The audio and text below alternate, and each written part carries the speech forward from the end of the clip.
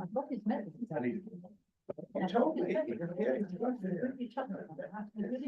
The Palestine wanted to pass. I don't know what it means, but I've got it. Which is good. Yeah. Thank you. Well, good evening and welcome members, officers, and those members of the public both here at the meeting and those joining us virtually. We've got a rather large agenda, so we'll crack right on. Item 1, apologies and reasons absent. Thank you, Chair. So apologies to Councillor Ford, Councillor Gibson, Councillor Heppel and Councillor Tillersley. Thank you, Kirsty. Thank you. Item 2, public contributions. There are no public speakers this evening. Item 3, declarations of interest. So you all know the score there. If you could declare them at the appropriate time. Chair's Director of the Active Torridge Board, I should declare interest in items 7, 8, 9, 10, 11 and 12.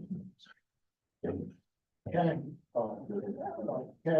I just, on behalf of the other directors, point out that we have an interest as such, but we were appointed by the full council to those roles, some roles that we took choice, although we enjoy doing it. But because we have been appointed, we feel that whilst we've highlighted we have our interest, we don't feel that that's an interest that restricts us on the agenda. Councillor Hicks. Thank you, Mr. Chairman. As far as I'm concerned, I have no personal interest in active storage whatsoever.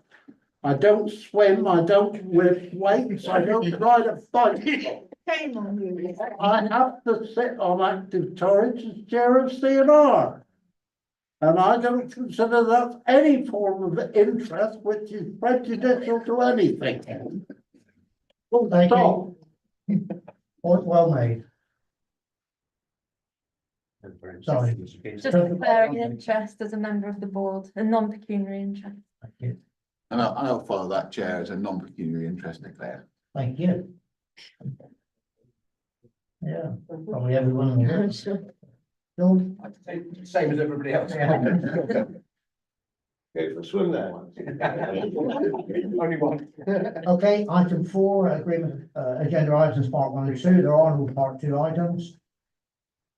Item 5, items brought forward at the direction of the chair. I've only got one. Just a reminder that the last ONS external meeting wasn't for it because there was insufficient members there. So it really is imperative that and this goes for any committee really. If you can't attend a meeting, please do your utmost to get a substitute for that. Otherwise, we're in that embarrassing position of having a speaker that travelled all the way up from Plymouth to actually do a presentation and he wasn't for it, so doesn't show us in a very good light. Right, moving swiftly on to item 6 is the annual report on Treasury management, pages 4 to 11, and Gordon is going to present the report.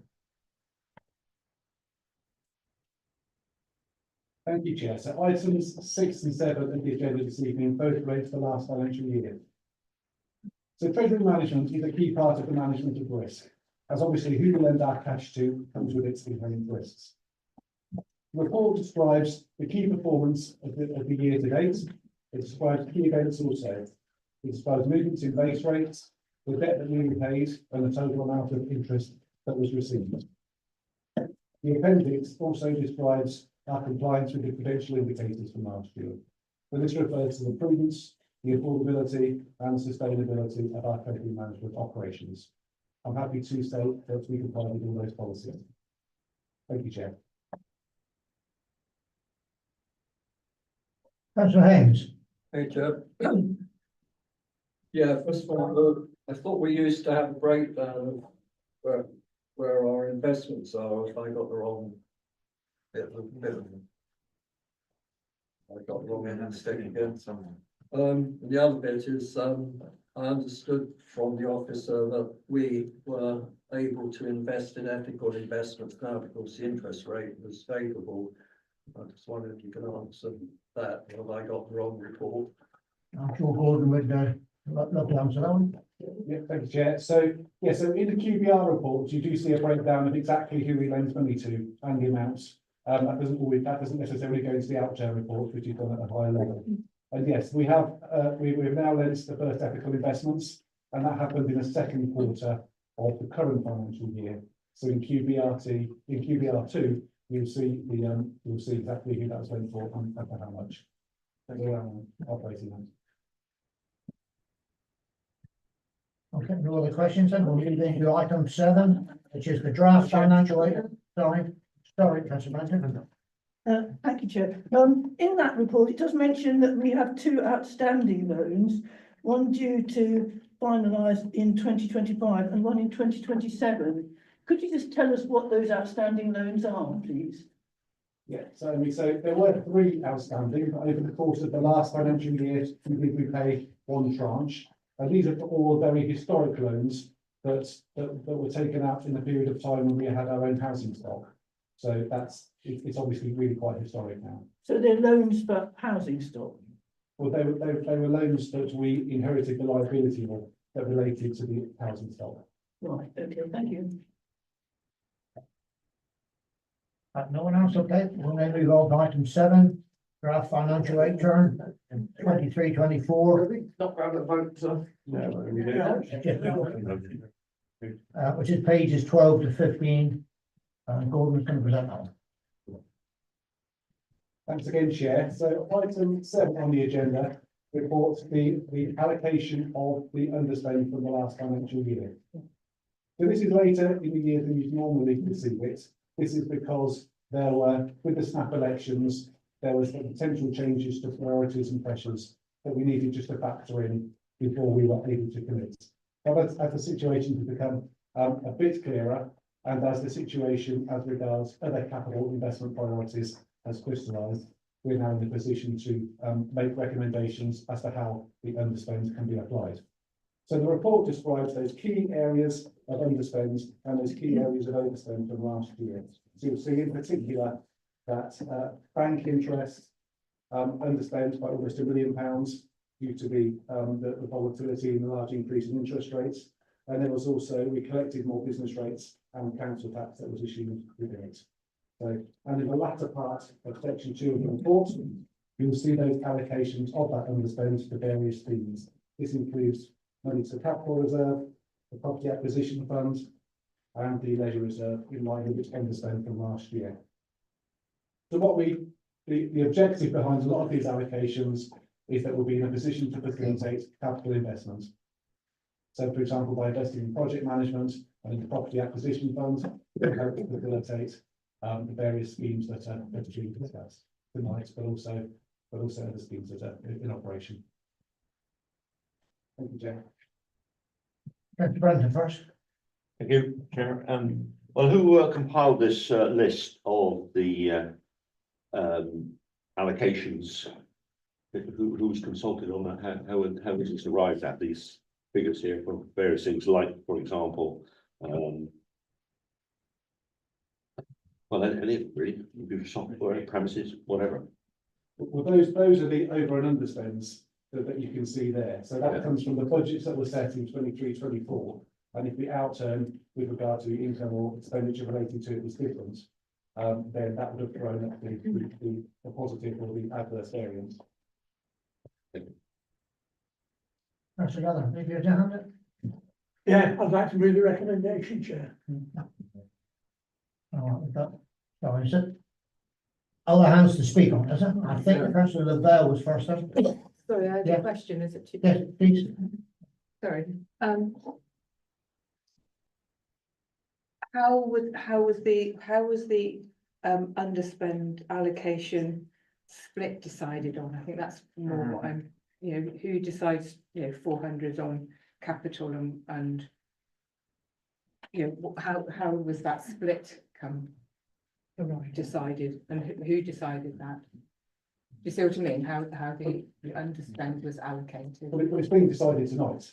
So it hasn't been decided yet. The recommendation has come from the understanding of those key pressures and priorities that exist and the opportunities that exist to make further investments. So they have been discussed with senior members and with members in the panels. Just because, my concern, is that there doesn't seem to be any money going to be put aside for, I'm extremely concerned that our carbon footprint is really not going anywhere. Nothing's being spent on, trying to reduce our carbon footprint, which we were undertaking to do by 2030.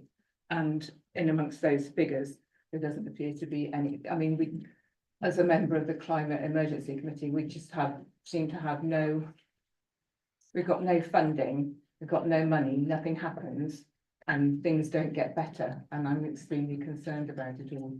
And seeing this opportunity, I'm just sad that I'm not seeing anything that is going to help us on that. I think a little later in the agenda, I think you will see something in there which will give you some hope for the future, something that will please you on exactly that topic. So sorry if that wasn't clear enough, but the first item, the £500,000 to a capital reserve, that's going to be recommended to be allocated later on in the evening to various leisure related schemes that do directly relate to decarbonisation and reductions in energy use.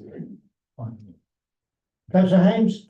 Yeah, I'd like to follow councillor Bell. I'm extremely concerned that, you know, having done all the work to prepare the data and the carbon plan, our officers have worked hard to provide the foundations to approach our net zero commitment to 2030. Yet we're constantly told that there's no money and we're reliant on external funding. But it seems to me this surplus is a great opportunity for us to allocate a significant amount of money to the sort of projects which we constantly discuss at the Climate Emergency Working Group.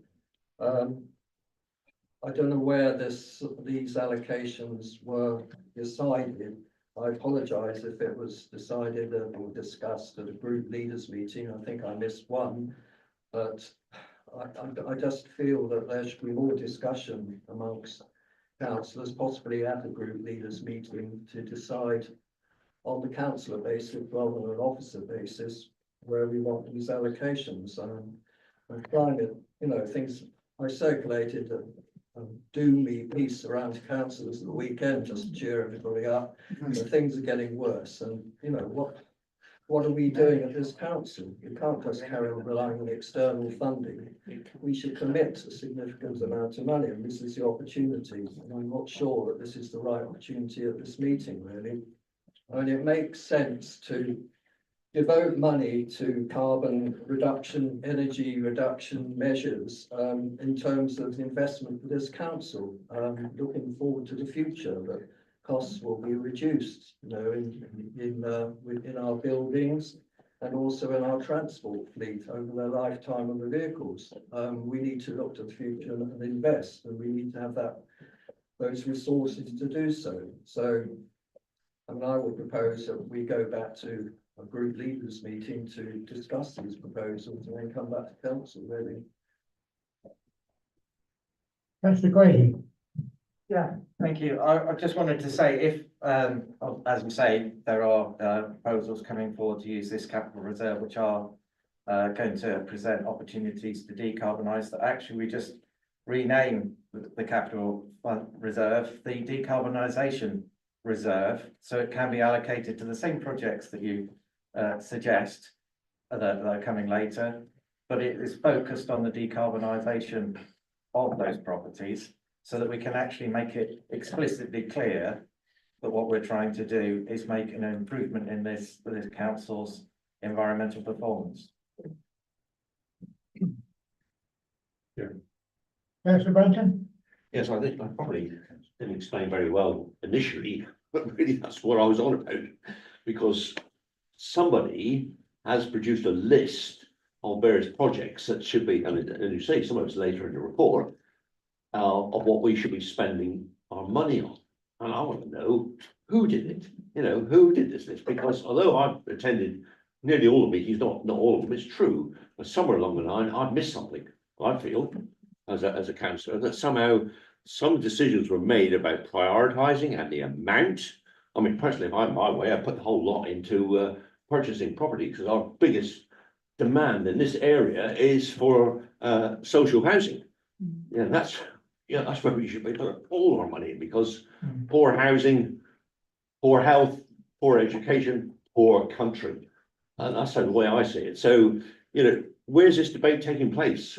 Or when did it take place? Because I obviously missed it. If I do, I sincerely apologise.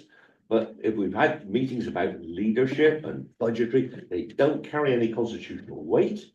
So this is the only place where we make decisions. Where's the build up to it? Where's the information, the background to make informed decisions about what we do with this money? Because it's not insignificant. Yeah, Chair, excuse me, that's all right. So Councillor Brenton and Councillor Van, so in the debate that's taking place now, you are debating those items now. So the items that are shown there, the capital reserve, as Gordon pointed out, there's a report later on the agenda which talks about investment in the town hall. In terms of property acquisition, again, Councillor Brenton, that's something you referred to. So our costs of temporary accommodation, as all members will know, are excruciatingly high. So that's a priority for the council to get those costs down. The contribution to the leisure reserve, the third item on that page, is the surplus generated by active Torridge, who's recommended that that's used for active Torridge and for leisure. So they're the kind of three principal items on there. On the second page, project management, we've been criticised a number of times about not having projects ready for government funding. So it's identified that we ought to set something aside for project management to get projects in a shovel-ready position. The apprentice reserve, as a council, we've continued supporting and employing, developing apprentices through the apprenticeship schemes. So that money that's been set aside for that is running out. So we're recommending we continue, as has been the case, with supporting apprenticeships through the council. There's an item on there around member development, something that's picked up through the peer review. So they are things that the council has been tasked with doing. Councillor Piper, I believe you had your hand up some time ago. Thank you very much, Chair. I will point out that there was a member briefing on some of the projects that we're going to be talking about later on, which talked about decarbonisation, etc. Only last week, and thank you to the ones councillors who did manage to come to that meeting. I think it was really helpful for everybody. Good feedback, and thank the officers for that. I agree somewhat with Councillor Hames and Lavelle's urgency on climate change and carbon reduction. What I think we probably need is some joined up thinking, some sensible investment that will enable outside funding to, for instance, decarbonise some of our own facilities that are our worst polluters. And as chance would have it, funnily enough, that's exactly what we've got laid before us. We've got to get outside funding. That's an absolute, the funding's not going to come internally. I think using capital reserves to invest in our buildings and to decarbonise and to invest in health and well-being is a fantastic way to use this bit of surplus we've got. I agree with Councillor Brenton's worry about housing, but unfortunately a £500,000 spent on housing is not going to get us very far. I think we've just got to be aware of the bigger picture this evening. I thought the allocation for project management and apprentices is exactly what we need in this area.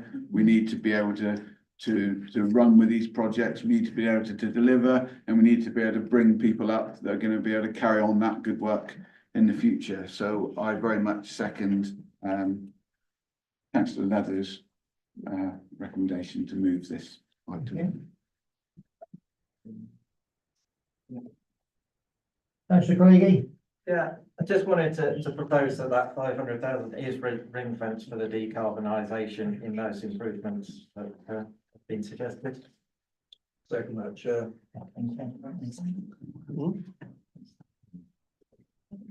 Sorry, Councillor Brenton.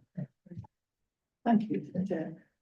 Right, first thing is to ask, so this isn't set in concrete at the moment, is it? Not yet, no. No, it isn't.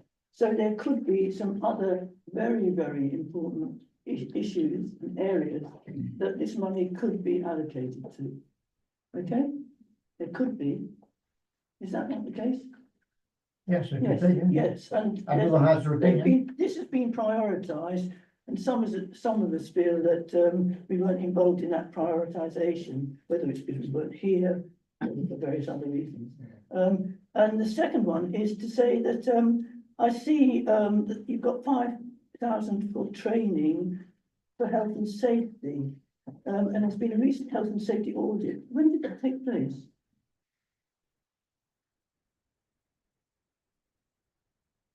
The health and safety audit took place over the course of 23-24, and there was a number of recommendations that came on the back of that. Right, okay, so it's documented somewhere that we can have a look at it, is it?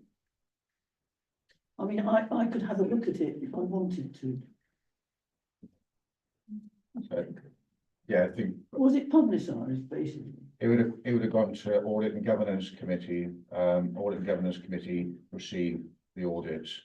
Right, well, as somebody who's got a NEBOSH qualification in health and safety, I'd be very interested in that, and I would like to see that. I did ask quite a long time ago when I was first elected about the health and safety on Torridge, and I was a bit concerned about it. But the issue really is that I don't really feel that 5K is enough for any health and safety training, especially as we know that the government is bringing in these new regulations over venues, over a certain number of accommodation, that all, and this would include councils, one presumes, that they will have to produce a plan, a health, safety and terrorism plan for their venue. I mean, probably this venue would comply with that.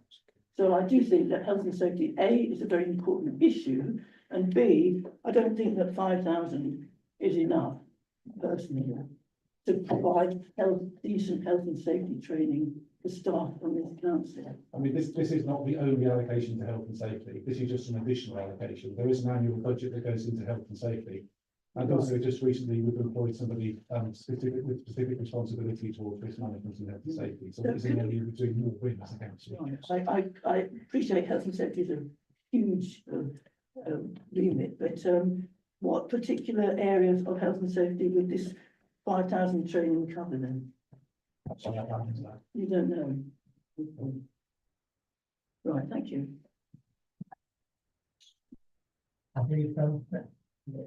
Chair, if I may, these councillors, fellow councillors, these are adjustments to our in-year budget. We've already agreed our budget in which we agree our priorities based on our strategy. And that comes at the budget time. This is adjustment because we've actually found the figures from last year are different to what were planned. But these are all in line with concurrent ongoing projects or priorities. It's just an adjustment. It's not a time for it. We should have introduced new things. You do that at budget setting time. So I would say that I find this perfectly reasonable. All we're doing is reinforcing the things we've already agreed to do, or we know we've got to do.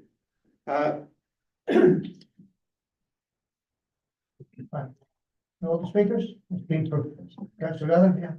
Well, I just wanted to say along the lines of Councillor Newton, really. I was looking because I'm a sad person. I was looking for our budget book this afternoon. And if members look at the budget book, we can get it online easily enough. And you'll see all the headings that we spend our budget, our annual budget on. Health, health comes under it. Everything, human resources come, everything. You can see what's budgeted, and this is an underspend that now is supporting our projects that are in that budget book that need some extra funding. And looking through all those, I really can't see why anybody objects to any of those headings. And in fact, you know, you can always find more money for a pet project, and carbon reduction, as the chairman said, will come up later on. Anyway, and this council, let's not forget, has done an awful lot, and the previous council, to carbon reduction in the district, so it's not all, you know, doom and gloom. I get a bit fed up with people always hanging on about carbon reduction as if we're doing nothing about it, when we're not. Councillor Pennington? Thank you, Chair. Just 2 points. Why not the Appleton Maritime Centre? Because having had the plans 10 days ago, there was a feeling that we were trying to keep the thing down to cost, and there may be overruns there. We were put in some various things there. I wonder why not the Outdoor Maritime Centre? And given the size of the underspend, why don't we consider cutting the council tax next year and put in a couple of % off the council tax? I just wondered why we're not considering that. Thank you, Chair. Okay, thank you. Councillor Piper? Thank you, Chair. I just wanted to highlight on Councillor Craigie's amendment. I can see issues with that we might shoot ourselves in the foot by tying ourselves in knots on, you know, potential opportunities which are complex and intertwined. And we are sat with the potential for significant investment in reducing our carbon emissions, as shown on later reports, which I'm sure we've all read. So I just wanted to point out that I can see that bringing us problems which could actually stymie investment, outside investment in our region that has time constraints as well. You know, we've got to move on things.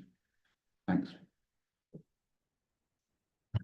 Councillor Haynes, you're going to be the last one because we've got a big agenda to get through tonight, so. Well, I Councillor think Haynes. Councillor Craig made a proposal, hasn't he, rather than an amendment.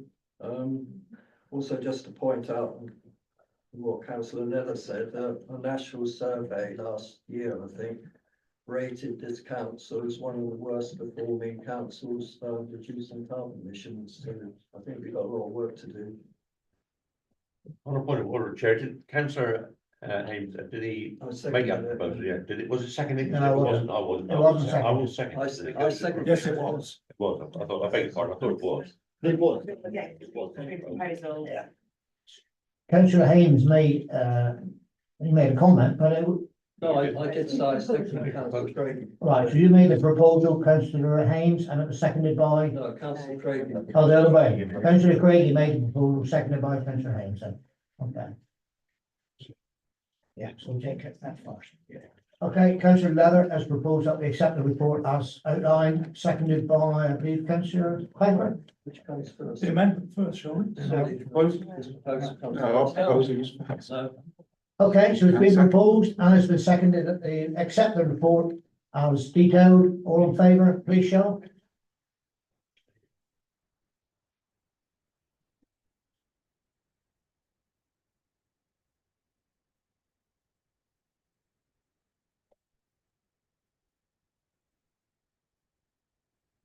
And against?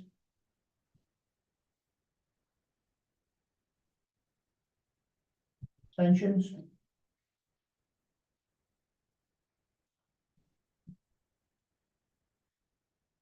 For 4 against and 4 abstentions, Chair. Okay, thank you, that's clearly carried.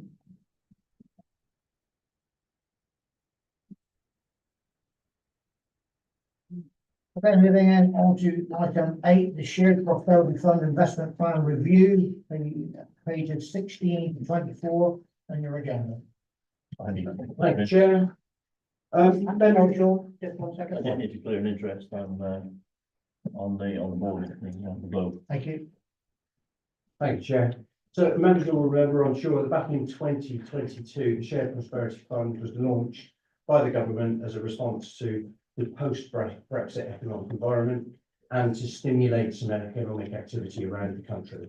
Torridge was allocated about £1 million for a 3-year investment plan that was produced and approved by yourself for submission. The report details some of the good things that have been done in the previous 2.5 years, and also now makes some recommendations as to what we should perhaps reprioritise for the final 6 months of the programme to be able to deliver those grassroots economic activities that have been identified by our communities. I think I don't really need to say too much more other than probably move to the, well, there is a table actually in the report that details the proposed moving around of funds within the priorities identified in your original investment plan.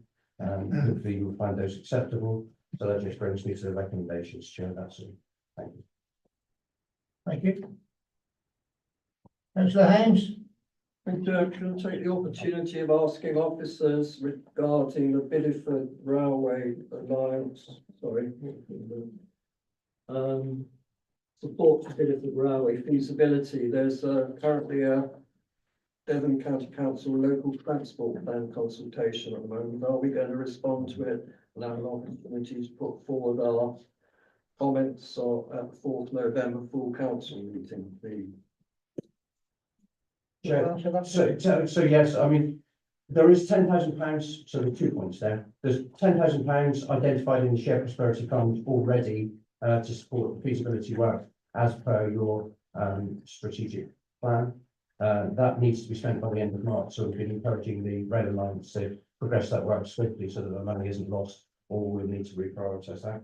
The next point is something we discussed earlier on, and there won't be time to get something together in advance of the next full council, but there might be the possibility for JPPC to discuss the transport plan response. Thank you, Chair.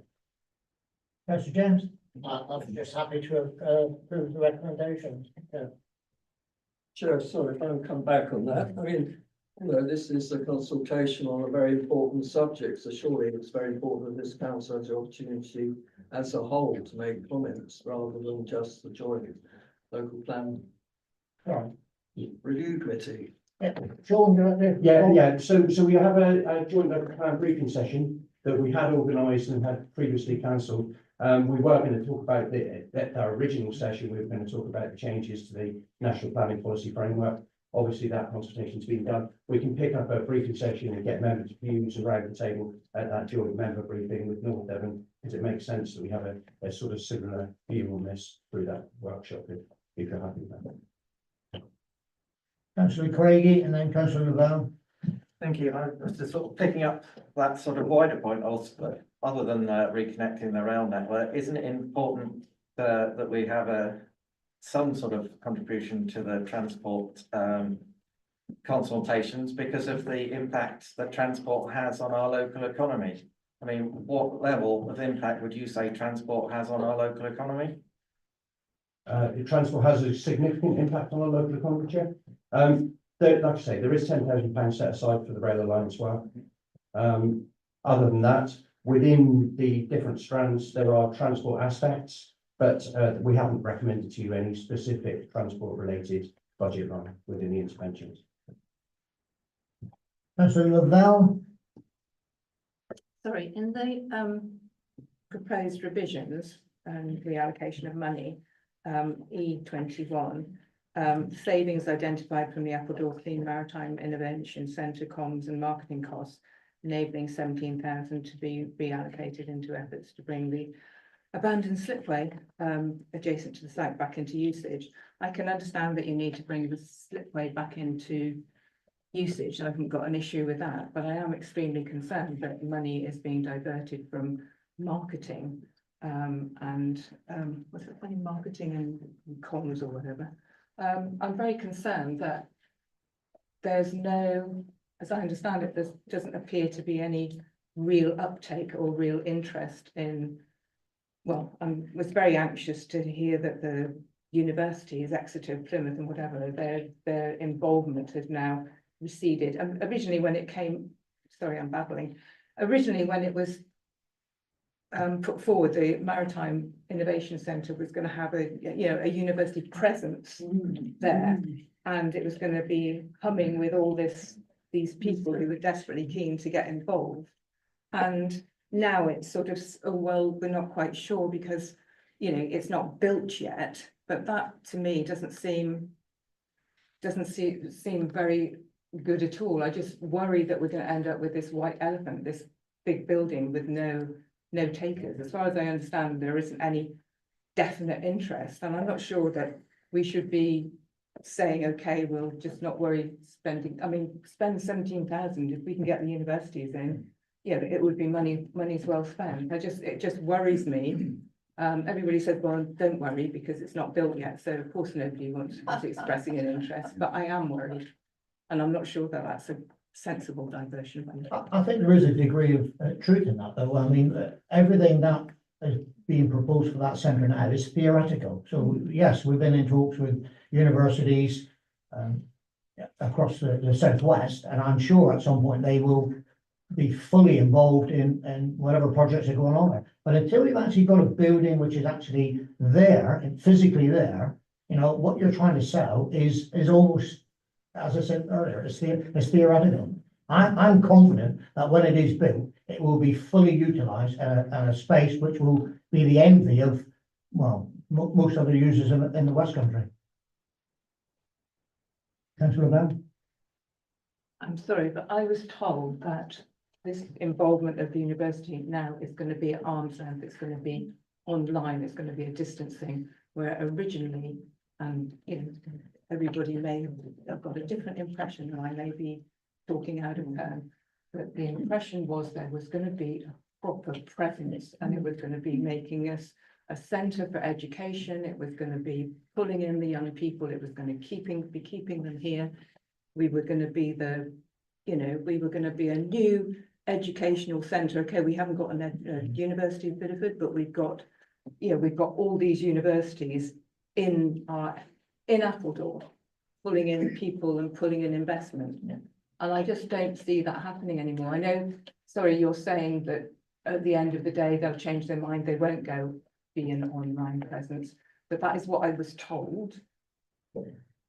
I may have been misinformed, I can accept that, but it does make me anxious, I'm sorry. All right, let's just bring Sean back in there. So, Chair, thank you. I just wanted to reassure members that we do have strong private sector interest in the project. We also have strong university interest in the project, and you are correct.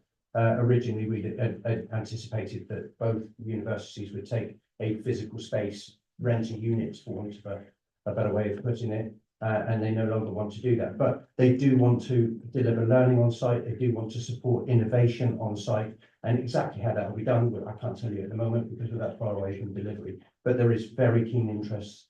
And what we feel is that we set a notional budget for the marketing of the site. We've been able to identify a way of doing what we think is enough to stimulate that interest and satisfy the demand that's out there. £17,000 cheaper than we originally thought, and we'd like to reallocate those funds. So that's what's proposed to you. Thank you. Councillor Thomas first available.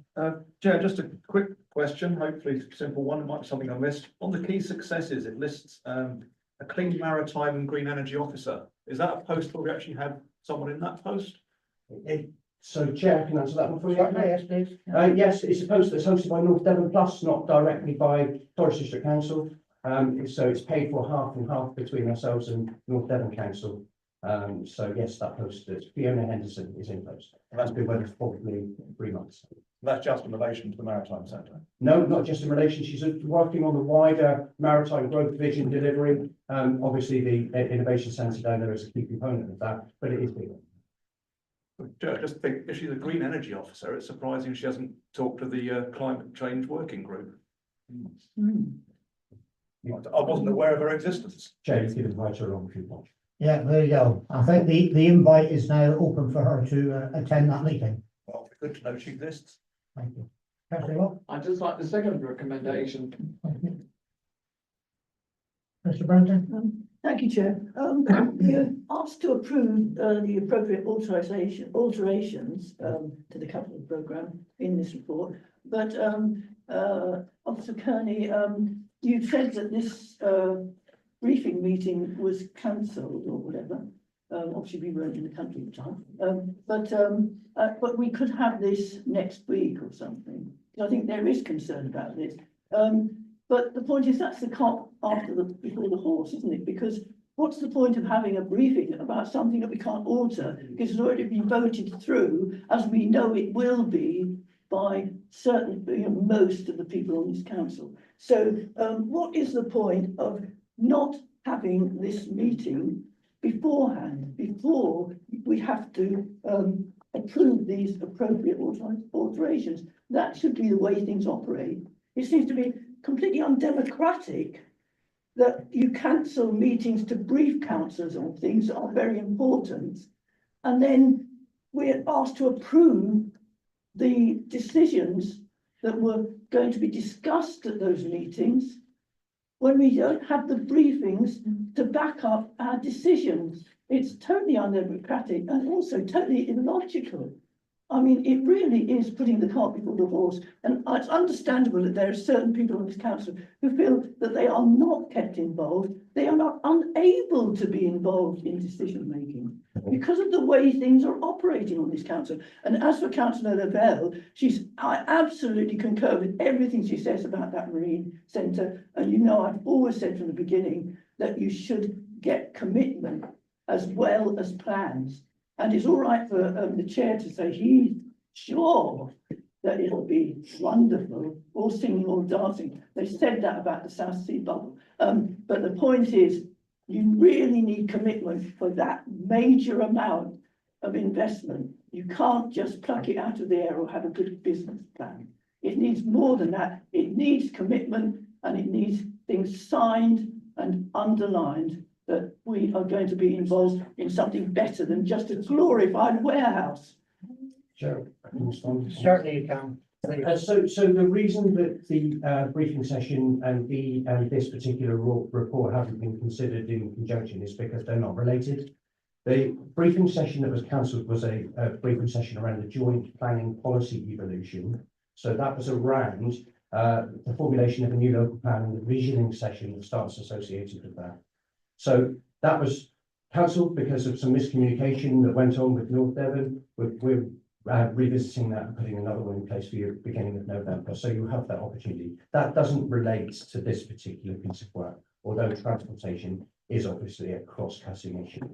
And in relation to the marketing, excuse me, of the Innovation Centre, we do have JLL working for us to shore up those commitments. There's an awful lot of work going on. There's a strong trail of interest from the private sector, and so I'm confident that we're going to get there on that. So I don't think I can say more, Chair.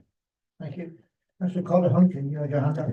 Yeah, something slightly different, but I just wanted to emphasise my support for the allocation towards the Globe Hotel project in Great Torrington.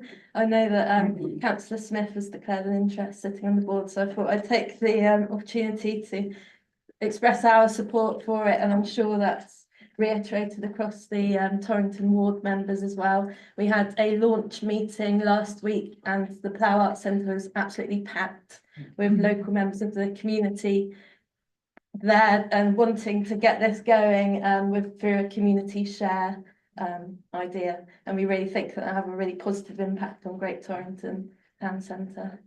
Thank you. Councillor Lavelle. I endorse what you just said about Thank that. you. And please don't, I was encouraging that you spent more money on marketing than, you know, not saying this money not well spent. I'm anxious that it should succeed. I want it desperately to succeed. And at the risk of being seriously boring, I would like to draw everybody's attention to page 22 of this agenda.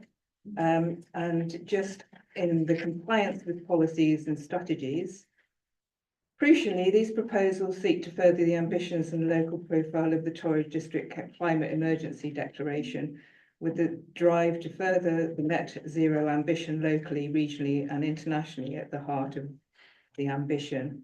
And I'd also just draw your attention to the climate change bit at the bottom of page 22, which says that Torridge District Council's Climate Emergency Declaration and the government's net zero agenda will be at the forefront of plans and considerations.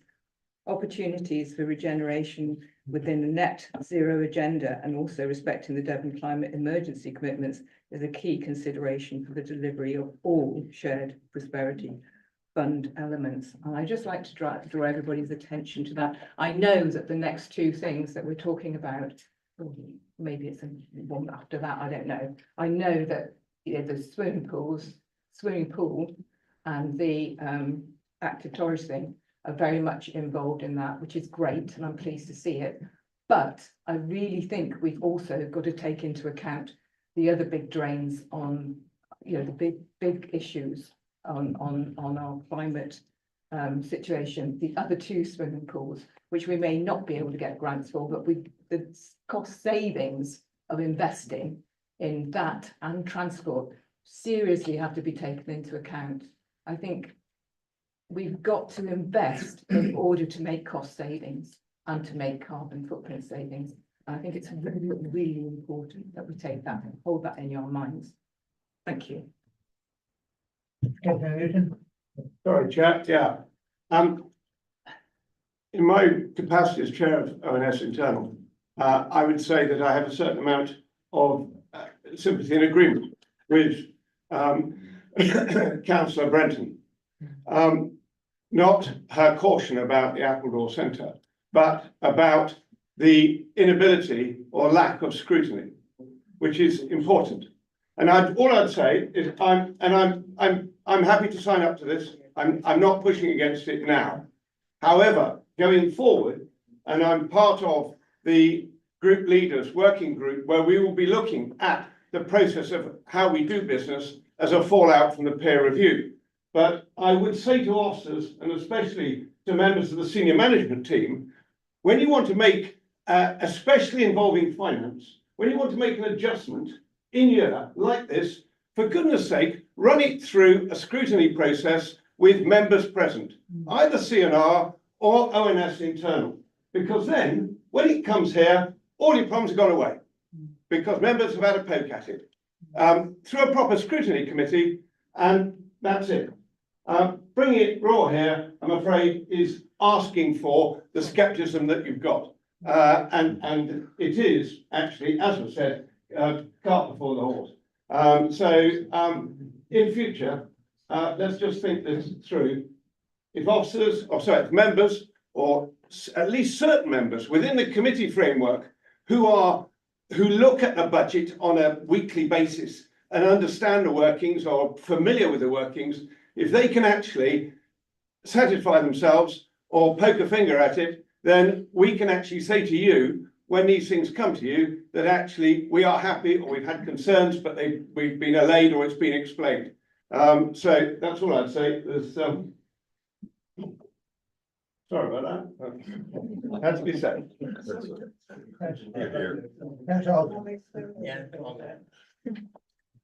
I've listened with interest. We have a corporate strategy. We have debated the priorities within that strategy at length, and that sets our budget going forward. These issues aren't new. These are all existing priorities. We have the opportunity to utilise, in this particular instance, the remainder of the funding that we don't know whether it's going to be repeated next year, or whether going forward this funding will go elsewhere, might go to our new county council devolution pot. So we've got to spend this. We do not want to waste the opportunity. Now, if these were suddenly new ideas that people have come up with, I'd understand your concern, but they're not. There are existing strategic priorities, and as such, I wholly endorse this report. I see what you're going forward. When we get funding pots, we may need to look at the way we actually decide whether our corporate strategic priorities remain the same.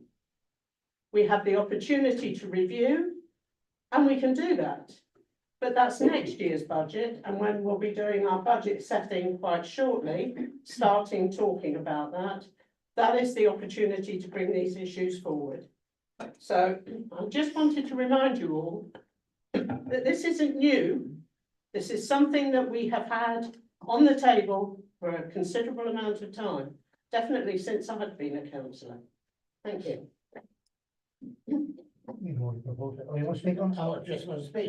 I just want to disagree slightly with Councillor Newton, in so much as scrutiny scrutinises the policies that come forward. They are not there to set the policy. So until we are, the full council, set the policy, and that's what we should be doing.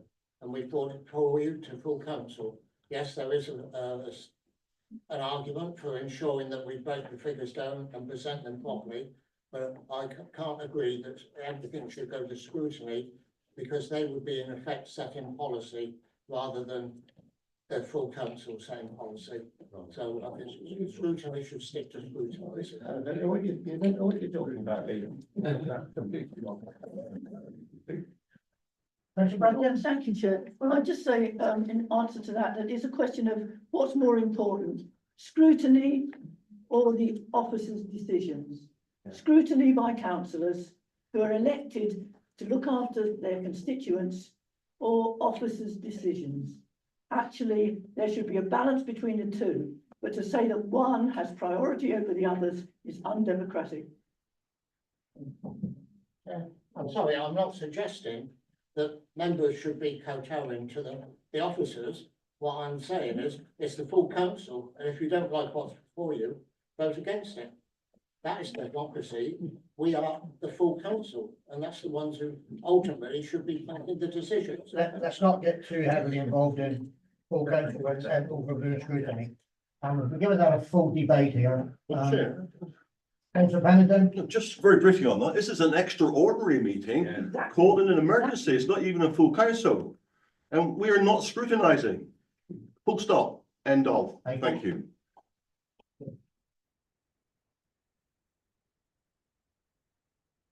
Yeah, one year.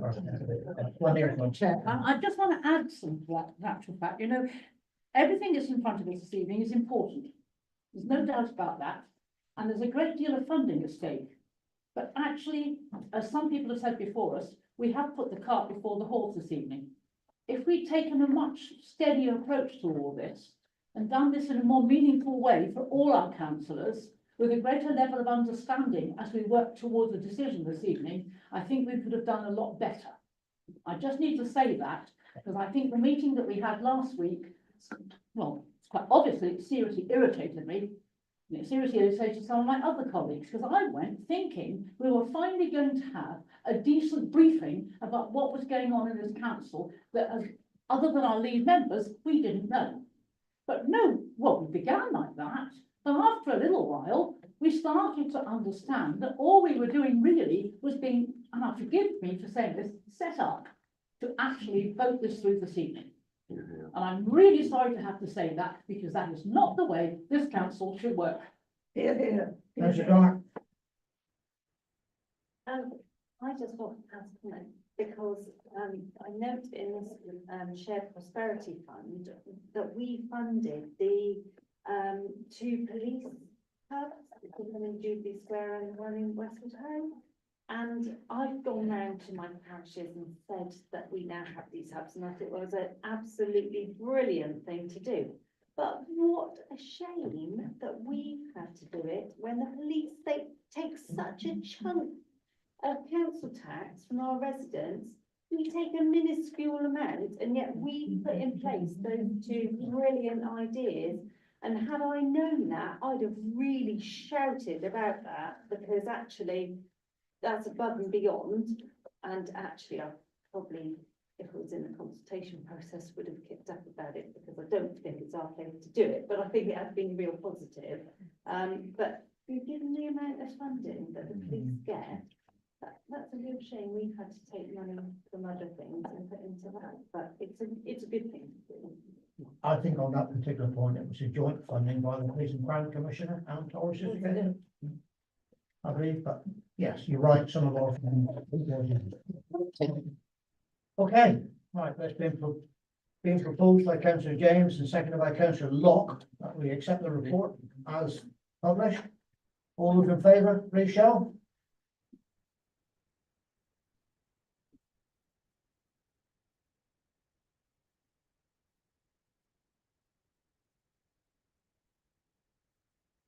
Against?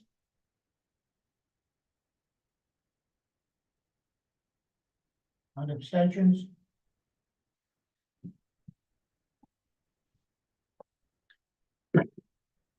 Twenty-three for, 2 against, and 7 abstentions. Thank you. Really clear. Okay, moving on then to agenda item 9, active Torridge governance report, pages 25 to 30. And Stacey is going to present the report. Hopefully this one won't be as contentious. Just to clarify before I start, 'cause I know there's been various declarations that have been declared through the room, including Sean and Steve. Myself and Gordon, as head of finance, and me as head of legal, are entirely independent from Active Torridge. And members may recall that was deliberately done so that we could scrutinise on behalf of Torridge District Council, more specifically, so I can enter into those contract negotiations with Active Torridge and only act in the best interests of the council, and the same with Gordon when it comes to the finances. I think you'll recall that we had discussions about our leisure services in August 2021. We did have member workshops in that period, and it was resolved to enter into the arm's length trading company. And we set that up at pace, with very little information really from the previous provider in terms of membership numbers, class numbers, gym memberships, and also it was a really difficult period because we were just coming out with COVID and we had no idea if leisure would return into the same format as it was pre-COVID and pre-pandemic levels. So it was quite a difficult time to set up a company, quite a difficult time to set up the contract.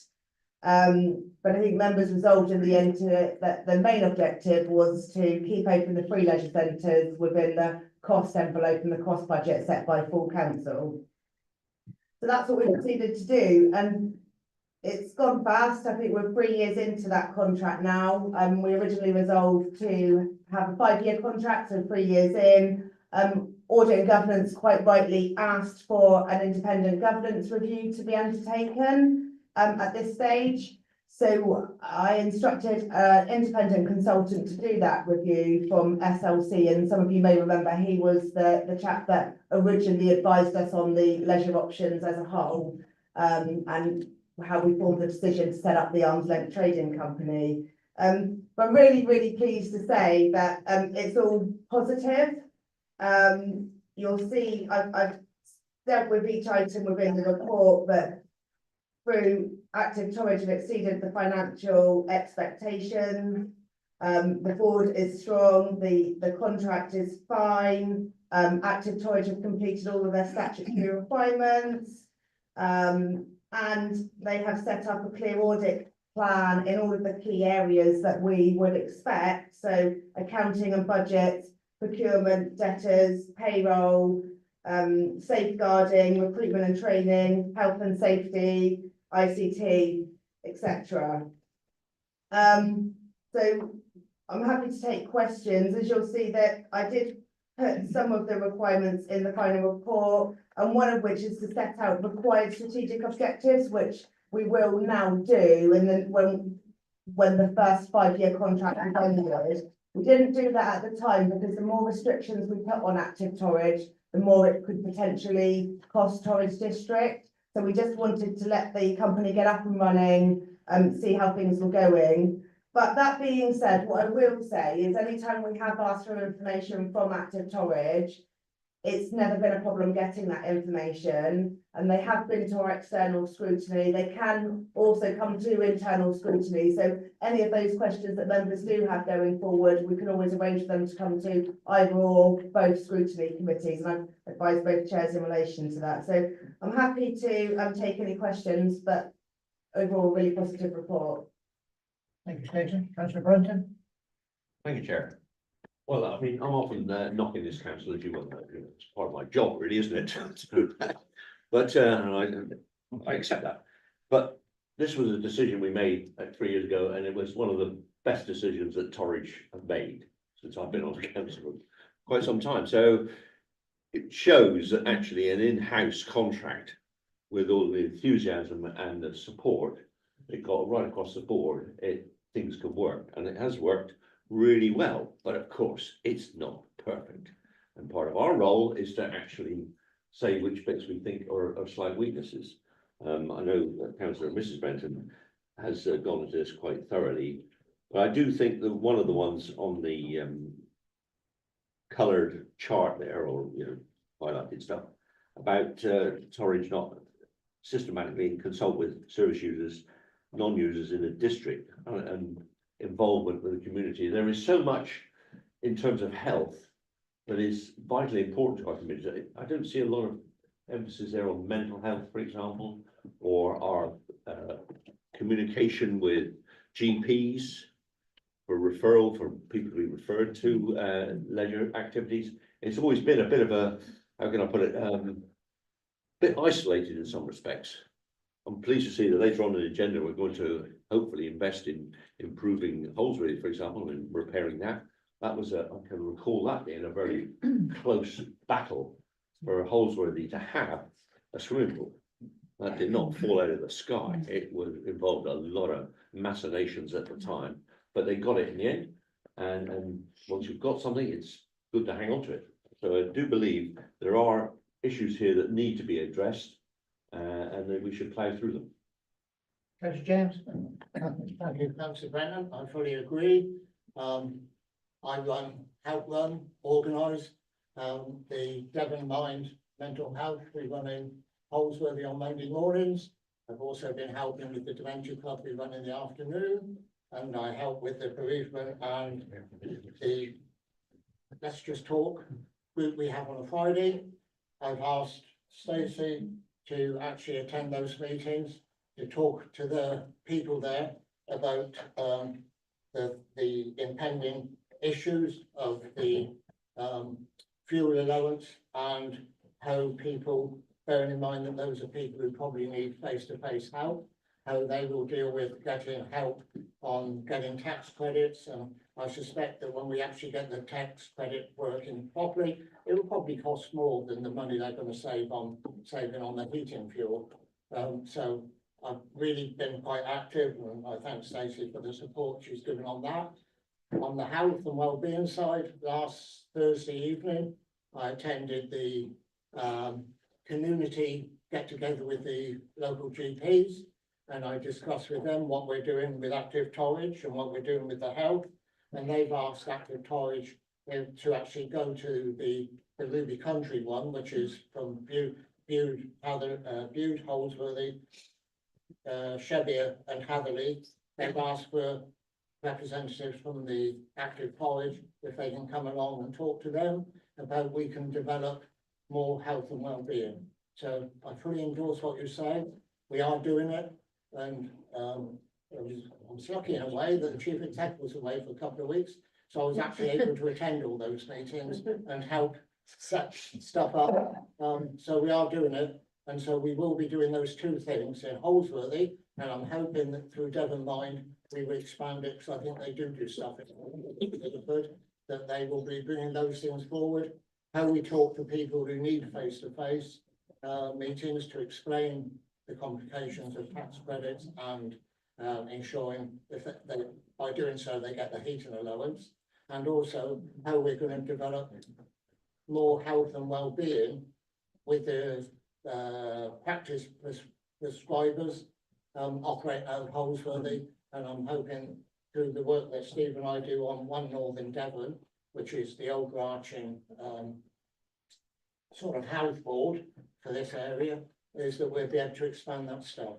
So we are working really hard on those directions. But I do welcome your view that it needs to be done, and I can just say that we are doing it. And I thank the officers on Active Torridge for the role they're playing. Thank you.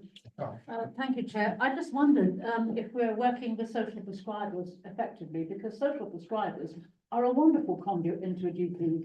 I mean, they sit alongside all the employees in the GP surgery, and they really do provide a wonderful conduit between the community and people that need all the sorts of things that you were talking about, and the GPs themselves. So I potted back through the report, I can't find anything about it, so I just wondered.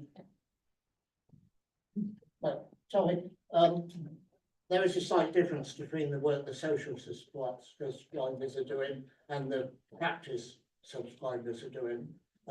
Because socials are actually tending to work out in the community on different projects.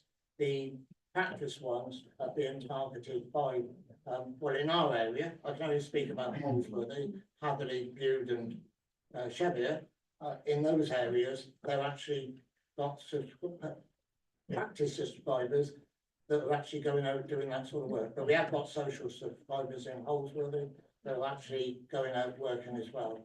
Now, I'm not sure that the social, when I brought it up at the meeting on Thursday evening with the management and everybody else at the country practice, they were leaning more towards, and this is not me, this is them, were leaning more towards the practice survivors rather than the social. Councillor, if I could just interrupt, that will be in the next presentation, social prescribers in detail in there. Wonderful, thank you. I'm sorry, there's so much stuff. Yeah. Councillor Pennington? Well, thank you, Chair. I want to congratulate Active Torridge. It's nice to get some figures back at last. I remember the last internal ONS on June the 16th. Sorry, Councillor Newton, but you described the key performance indicators from Active Torridge as opaque. And we couldn't drive into it. And external in March 23, we tried to ask questions, but that was privileged information we couldn't find out. It's good to have this information before us now. We can begin to build a picture.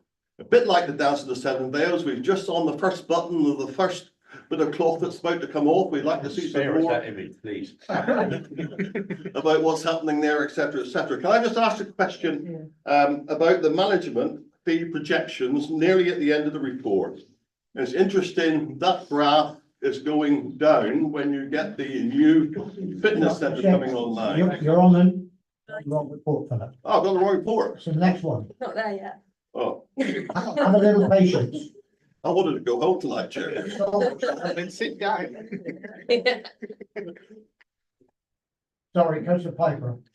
Thank you. Yeah, I just wanted to say on page 29 of the report, it takes on board slightly Councillor Pennington's comments on key performance indicators, and I think actually the independent investigation or audit into Active Torridge highlighted the pieces of Active Torridge that I agree need to develop. But I think we've got to look at it from a where we started from and where we are now. 3 years down the line, financial security was obviously number one priority.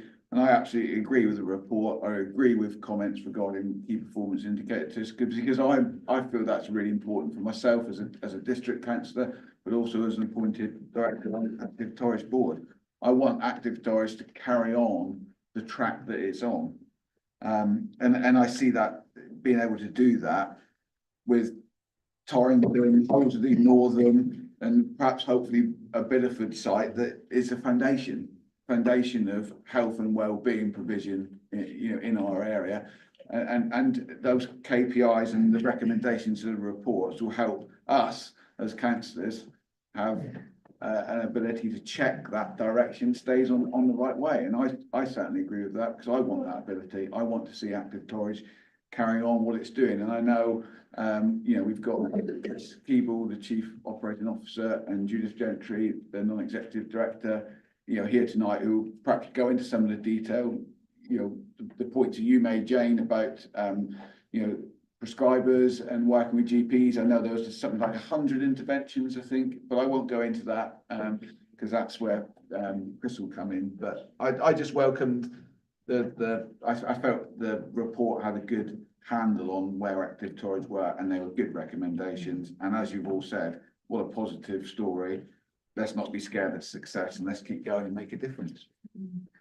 Thank you. Well, I mean, we don't need to vote on this. I mean, it's just a noting. All right, Councillor Brenton. Thank you, Chair. Yes, I agree that this has been a very good success story in terms of the finance of Torridge and their management and actually the development. But actually in the report, it does say that data capture and performance management insufficiently developed to measure progress against health and well-being outcomes, to assess the impact of interventions or inform new interventions. Now, I thought, obviously I'm probably mistaken, that the whole point of Active Torridge was that it improved the health of the community, particularly those who are disadvantaged. Of course, that includes people with mental health issues, especially with the closure of the Link Centre, because that was very much a physical improvement as well as a psychological improvement. and the loop centres. And, you know, with that sort of negative thing, the fact that there are issues about the cost of membership. I've been told that it's too expensive. Young families, their parents can't afford to take up membership of Active Torridge. It is a financial success. It's not causing any problems in that respect, but is it really doing the job it was supposed to do? Is it really improving Torridge's health and well-being? Further in this report, or another one in here, it does say that Torridge is still the most inactive authority in Devon, the most inactive. And I agree that there's, this is early stages for Active Torridge, but I wouldn't like to think that the only criteria for applauding Active Torridge is their financial stability, Councillor Piper. I really think that the most important criteria is to see the benefits of Active Torridge membership for people who can't really afford it, that need to be subsidised, that need to be encouraged to come to Active Torridge to get involved in physical activity of some kind or another. In fact, the Active Torridge, really, if it's going to go into the town hall, I would expect that there was an actual commitment in that contract to see an improvement in the number of people who, poor people, people who are struggling to make ends meet, people who maybe are homeless, to actually be involved and go to Active Torridge. And it's clear from this report, there's no statistics at all about that. There are no statistics at all. There's a thing covering the whole of the Torridge area with numbers of people who are members of Active Torridge. Bideford has about 1,500. Torrington hasn't got very many. I'm surprised they don't have more. But about 3,000 in all, from what my rough adding up did. 68,000 apparently is the whole population of Torridge. That's not a lot of people for a institution that is subsidised by public money, subsidised by the rates. And in order to really be a success in the future, I expect Active Torridge to have made a real improvement for those people who really need to see support and encouragement and accessibility to healthy activities that will improve their state of mind and their physical state of well-being. And I don't see this from this report. Don't see it anywhere. Can I come back on that? Please do, although not quite as detailed. So the governance report wasn't looking at those issues. The governance report was to see if the company was sound and complying with their statutory obligations and the obligations that the Torridge District had set out. Now, I think I said earlier on in the presentation, when we first set the contract out, full council had agreed a budget, and the only objectives at that stage on Active Torridge were to ensure that the 3 leisure centres were open and running, and that it was going to come back for members to be able to see where we are a few years later, and here we are 3 years down the line. Now, in relation to the membership numbers and the data capture, that hasn't been provided because I haven't asked for that as a specific contract requirement. But as you'll see in the conclusions, I have now recommended, now that we know where Active Torridge are and how well they're doing, that data is captured and now reported back to Torridge District Council. But in terms of membership numbers, they have far exceeded what Torridge District ever expected them to do. And what I will say, and I say I'm not for Active Torridge, I'm Torridge District, so I can do this from a totally unbiased point of view. Their classes and leisure activities are full to capacity, which is why they were asking for more space to be able to have these facilities.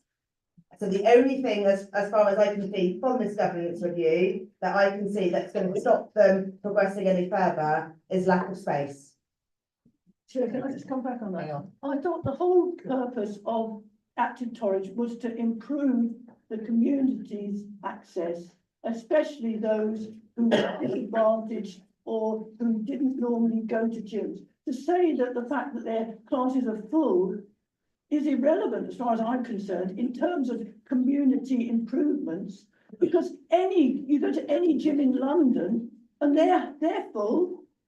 You know, where my nephew lives, their gyms are full of people who are really fanatical fitness people and go every day, but they do not need to be subsidised by public money. That's the issue. There's no evidence in here that it's doing that core requirement, as far as I'm concerned, and that is of improving the lives of people who need to be more active, who are ill because they're not more active. Those are the people that Active Torridge should have involved in their organisation, who should be members. And there's no evidence of it here. No evidence. Can I bring the chief executive? He's been waiting desperately to get his hand up. Get ground for some of you. Point of subsidising membership to a great gym for people who would pay for it anyway, anywhere else. Someone had to provide the leisure service, and members resolved that Torridge district would set up an arm's length trading company, and that had to be funded. Anything that we put on in addition to keeping open the free leisure centres, so giving free access to people, will cost Torridge district in addition. So that's a decision for members. And the only thing for Active Torridge at the moment is to provide those leisure services within the cost envelope given by Torridge District Council. And that was what was resolved in 2021 when we decided to set up Active Torridge. Steve, would you like to say? Yes, thanks, Chair. So many of the things Councillor Brenton picked up, the things that the board has picked up and reviewed. So when we come on to the next item on the agenda, on page 43, it talks about customer insight, developing active health programs for that wider community. It also talks about deliver state-of-the-art facilities that meets the demands of a wider user group. So those items, as Stacey said, come back in a later report. Stacey's report is just about the governance. Yes, there's things picked up there about data and that, but that's dealt with in a later report. And plans and ambitions, the Active Torridge company have to develop those wider health and well-being mental health facilities for those who can't access it via other gyms. When you find that local authority leisure facilities provide that much wider remit, health, well-being, community type facilities, rather than simple high-tech gym equipment classes, it provides for a much larger and wider audience. So much of what you referred to, Councillor Benton, will be picked up in the next report. Councillor Piper first, and then Councillor Conaghan. And hopefully that'll be the last two. Our chief exec has actually come back on many of the points that I was going to come back to Councillor Brenton. I absolutely agree with everything you said and the passion behind what we want to achieve and what we need to achieve in Active Torridge. I do think we've got, as I said at the member briefing, I think we've got a major societal problem with health and well-being, both mental and physical. I think we're all agreed on that, absolutely. Direct intervention with mental health is a complex subject. I think the easier angle in for a district council and a leisure provider is a huge benefits you can have through being healthy, actually getting out and exercising, and the social benefits that gives you. But going back to the agenda item, which is what I think we should concentrate on, and I know the next report will pick it up on it, but you know, it's things like data capture. I think some of the opaqueness of data that's been, you know. No, but it's fair comments. It's fair in my mind. I think that's fair comments. But again, it's a step-by-step process. I think, you know, I wasn't part of the initial setting up of Active Torridge, and I applaud the previous councillors for what they achieved. Councillor James will know when I was a lowly town councillor, I was giving his ear right bashing about we got to keep Hoseley Leisure Centre open. It's how important it is. But that data capture is the next stage in what we can do and bringing in those measures, and that's where, like, our chief operating officer is working on CRM models that we're going to be using, top of the range data, and then that information is going to be there. Where are these people coming from that are using, or how many people are using our facilities? It's not just our membership. Membership's a small part. It's about getting casual members as well. And I'll reiterate what I said before. I really think we need to intervene with health and well-being. And to do that, I think we need a solid foundation, a solid base, and a vehicle to do it. And that solid foundation and base is going to be our facilities and our vehicle to do it. I mean, what better vehicle to take forward than Active Torridge right now? Things might go wrong, things might not go, but at this moment in time, I'd struggle to hear an argument to say Active Torridge isn't the way to go.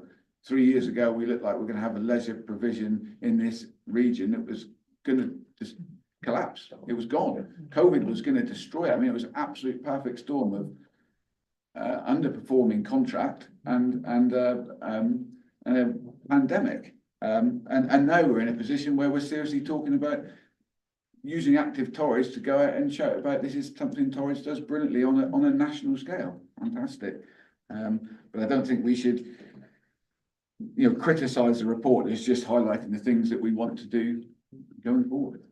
Thank you. Thank you, sorry. Thank you, yeah. So at our last external meeting, unfortunately we weren't quorate, so it wasn't open to everyone to see it on YouTube. But we had the chair of One Northern Devon come and present to us.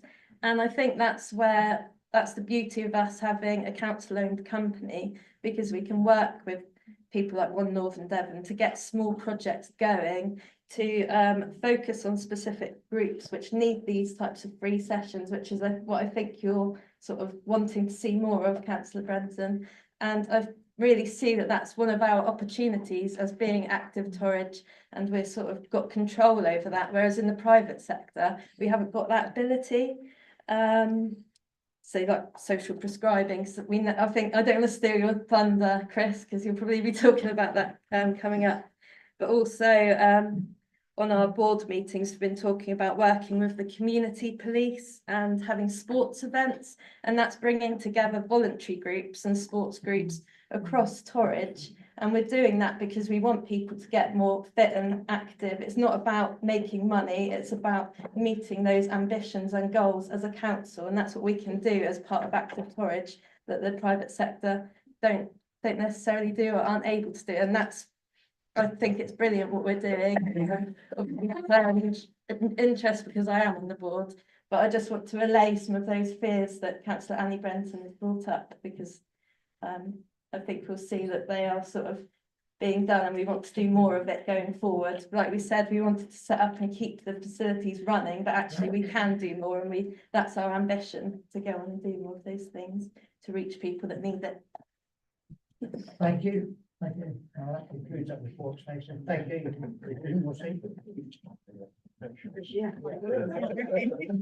Okay, moving on to item 10, Active Torridge business plan and contract extension proposal, pages 31 to 48. And that is, who's going to start it? Mr. James is going to start it. Thank you, Chair. Basically, I can't say any more than what's been said, really. We did set up and people did query if it would be financially viable. We've done that, we've got the bedrock, and let's build on it. And as I said earlier, I'm passionate about dealing with people who need help. It probably takes me far more time than the council work, but something I've been quite passionate about in Holmesville for a long, long time. So, right. So I've got to do the introduction of the wider strategic context. The leisure services are no longer simply about the swimming pools, the gyms and the fitness. We've already discussed it because we've wandered into this presentation. Active Torridge is involved in the community, and there's still a lot more we can do, and I'll leave it to our officers, our COO is called, which is the Chief Operating Officer, and also to our NED to do that. And what we're looking at is how we make people live longer, healthier, and try and cut down on the illness problems. So it's often referred to as a wider determinants of health. Why should we invest in the health, in the leisure? Well, the community and health and housing says, improving physical and mental health outcomes and reduce health inequalities while promoting active, cultural, enriched and healthy lifestyles will achieve this by utilising active toys to promote and deliver the health and the well-being across activities across the district. And working in partnership, as I said earlier, Steve and I sit on the board with One Northern Devon, that have got a big role in the health provision within Northern Devon, surprisingly enough. So we can actually achieve that. The government recognise that Torridge does need support, and we have got issues. There's no getting away from it. We were classified as the most deprived rural area in the country, and we're rewarded, if that's the right word, with £20 million. Unfortunately, changing government, there was a huge question mark over that. But Steve and I have been to Westminster to try and promote that, to try and keep it on board. So, what are we invested in? The 3 leisure centres, which is the core of what we do. The town hall building, it needs significant repair and investment, whether we do it through the leisure or not, we will have to do it. But at least it gives it a purpose and a way of delivering a service and actually, hopefully, regaining some of the funding that we put into it. The decarbonisation opportunities that we've discussed earlier, through external funding and the amount of money that we've been allocated, we need to actually go on with that. We don't want to be in the position that another council, or I'll name it, has decided to repay or give back the money they've been given because they can't do it in the time scale, nor than they have got the ability to do it.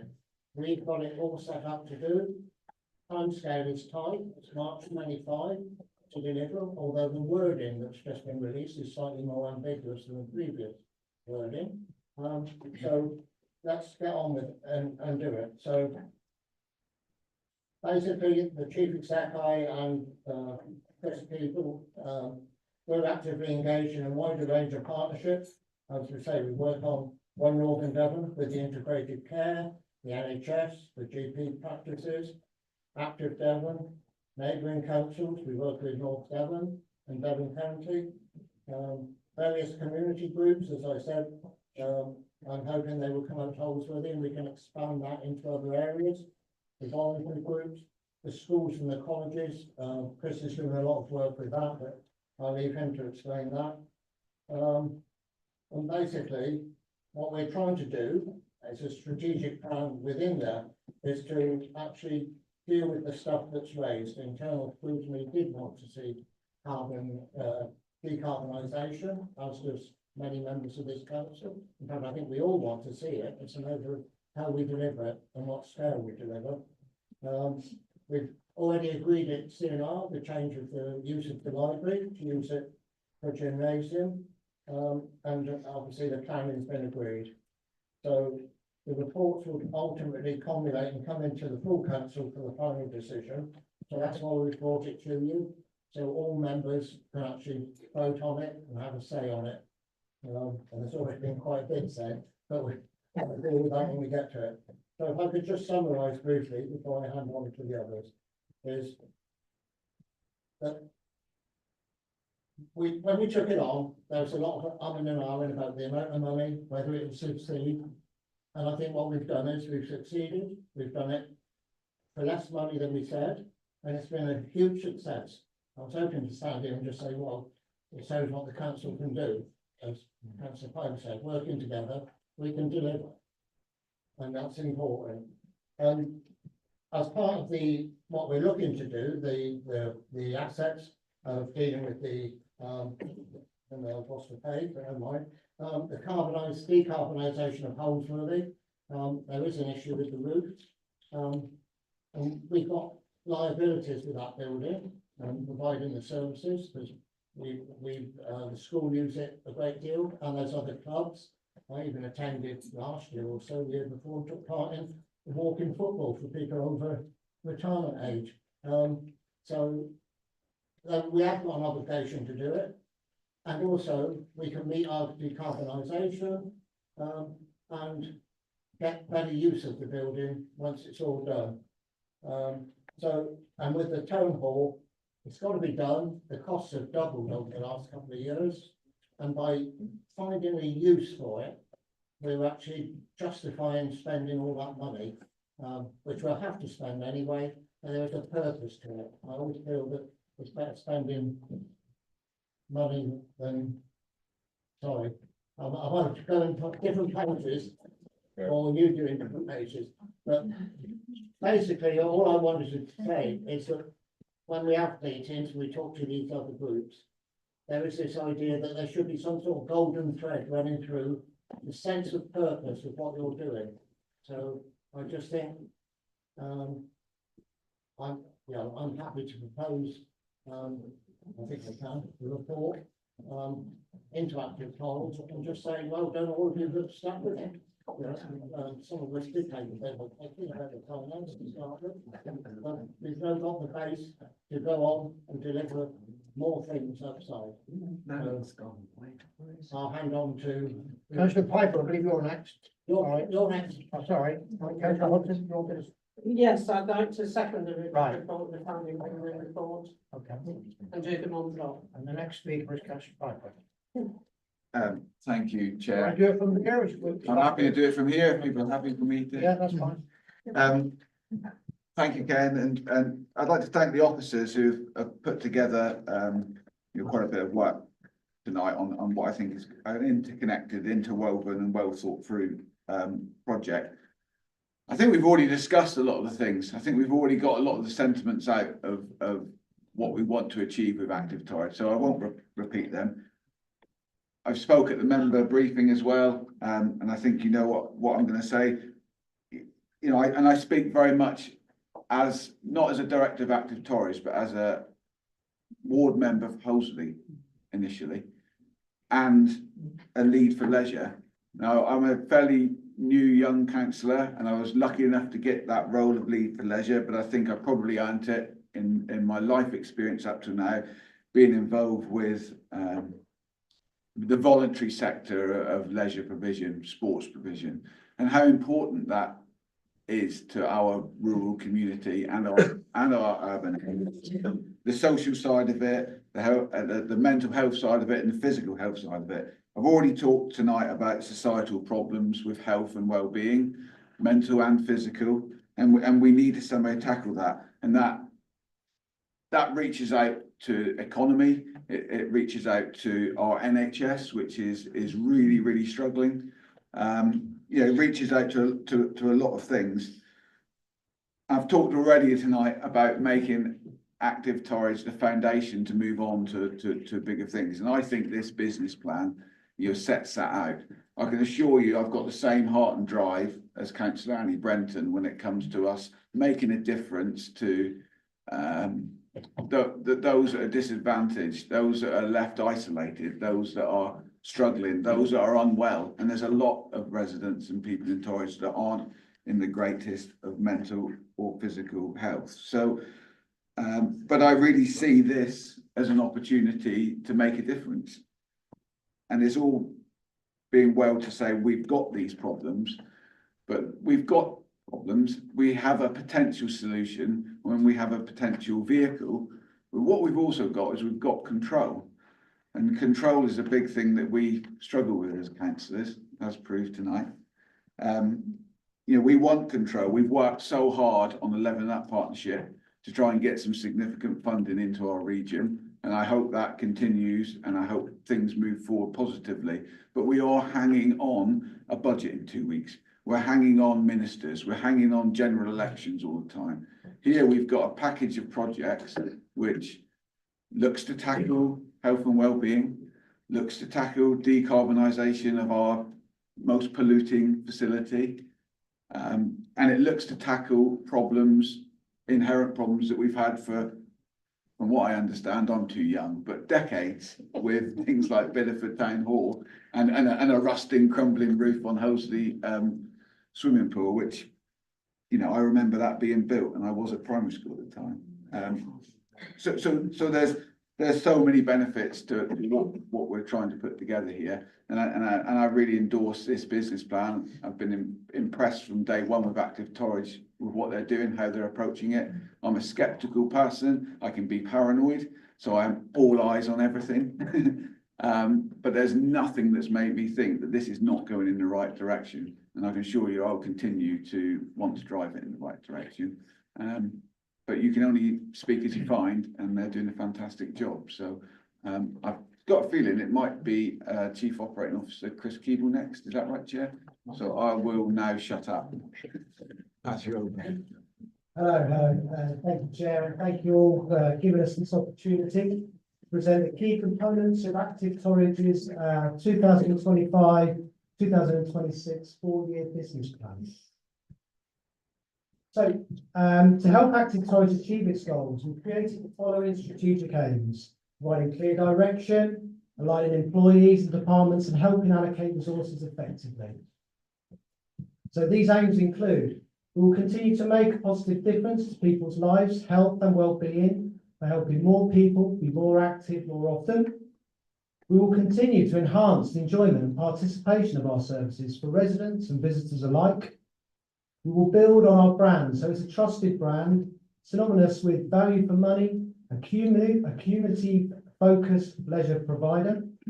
And we will continue to invest in, review and grow our leisure services, tailoring these services to the needs of our customers and those who have yet to engage with us in a manageable and sustainable manner. So this next section will look over the first 3 years of trading of Active Torridge. So to date, we operate 3 leisure facilities, council leisure facilities, should I say. We have the Northern Torridge Leisure Centre based in Northern, Holsworthy Leisure Centre in Holsworthy, and Torrington Swimming Pool in Torrington. And in 2023, we took on the management and bookings of Victoria Park football pitches or playing fields. Across our facilities, we have the equivalent of 38 full-time employees, and that service looks after around 63,800 population of Torridge. In a year, we have an estimated annual visits of around 600,000 customers. And to give you a little bit of a breakdown of these customers, we have up to 10,000 club swimmers come and use our facilities on an annual basis. Close to 50,000 school children come through our front doors on an annual basis, and over 300,000 swimming customers come and enjoy our swimming pools across the 3 facilities. So this map shows the postcodes of where our current members live, highlighting where our service is reaching. The main concentration, as expected, is around the 3 towns where we have the facilities in Bideford, Holsworthy and Torrington. But the map does show that we are reaching all areas of the district, and in some cases attracting customers from other districts like Bude and Barnstaple, Ilfracombe and Braunton. Moving forward, we are in the process of introducing a new customer management system that will provide further data to help develop targeted KPIs further. This map here, as mentioned, shows our prepaid members, and this new data that the management system that we're putting in place will also show you those other casual customers that are highlighted and using our facilities on an annual basis as well. So, on to the financial. This table shows Torridge District Council's medium-term financial strategy for Active Torridge. A saving of close to 470,000 was achieved across the first 2 years of trading, based on the initial financial projections. The company has outperformed expectations despite a huge increase in energy costs and inflation. And some of the highlights on how we achieved this Active Torridge: we were able to increase memberships by 90% across the 3 sites. We increased swimming lessons customers by 9% across the 3 sites. We improved the operational model, providing a customer-focused community service. We were able to launch an active health membership scheme where we secured funding to deliver 100 free 12-month memberships to residents identified under the health interventions. And in the year 2023-24, we reduced the cost to Torridge District Council with a close to £200,000 saving. So this next section, we'll look at the key initiatives planned for 2025-2026 onwards. So we have a focus on our customer experience. We want and we are committed to deliver a friendly, welcoming, community-filled service managed through recruitment, ongoing training, regular mystery visits, telephone calls and email feedback. As mentioned, we're looking at introducing, or we're in the process of introducing, a new management system, customer management system. This will improve the customer's ability to book, speeding their journey from reception to activity. But it will also provide us with key, accurate information on our usage of our facilities, feeding into vital KPI targets.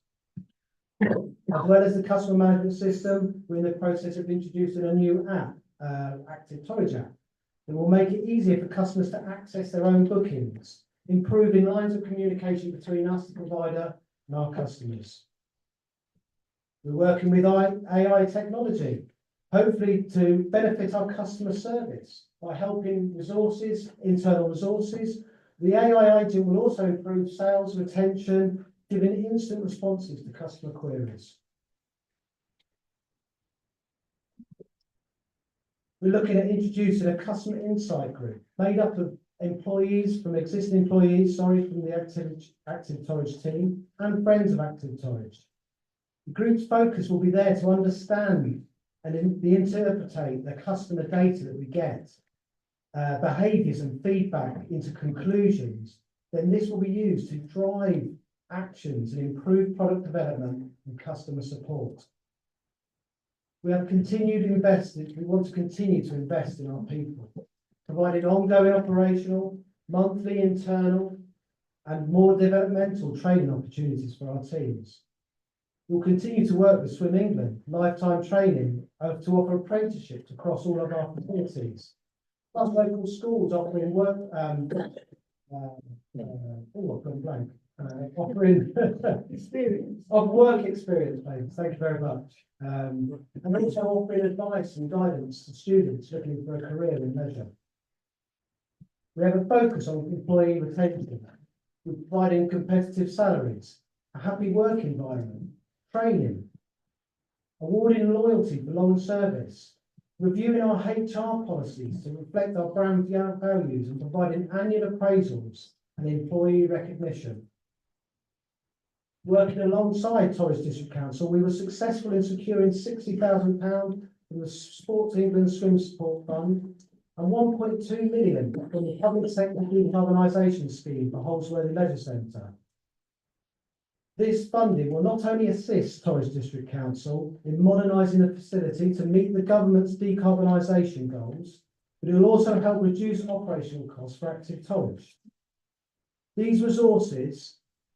these resources, the council will be able to implement essential improvements that enhance energy efficiency, promote sustainability, and ensure the leisure centre remains a valuable community asset for years to come. We want to develop our health programme further. Having launched the Active Health membership, we want to take this one stage further. The leisure industry is the main focus of the leisure industry at the moment is investigating how we can support the NHS and healthcare providers further. And Active Torridge are a part of that as well. We want to increase our walking sports ability to things like walking netball and football across the district. We want to improve the types of referral classes that we offer. Like we've currently got staff in training to provide cardiac rehab classes or battle cancer classes or low impact chair classes. We want to continue to provide advice, support and information to the community and also continue to work closely with the governing bodies, keeping abreast of any other funding opportunities that might be out there and any best practices that we can use as Active Torridge.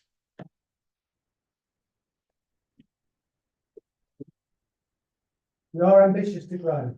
in order to meet our objectives previously highlighted. We'd love to deliver a state-of-the-art gym facility that meets the demands of the wider user group.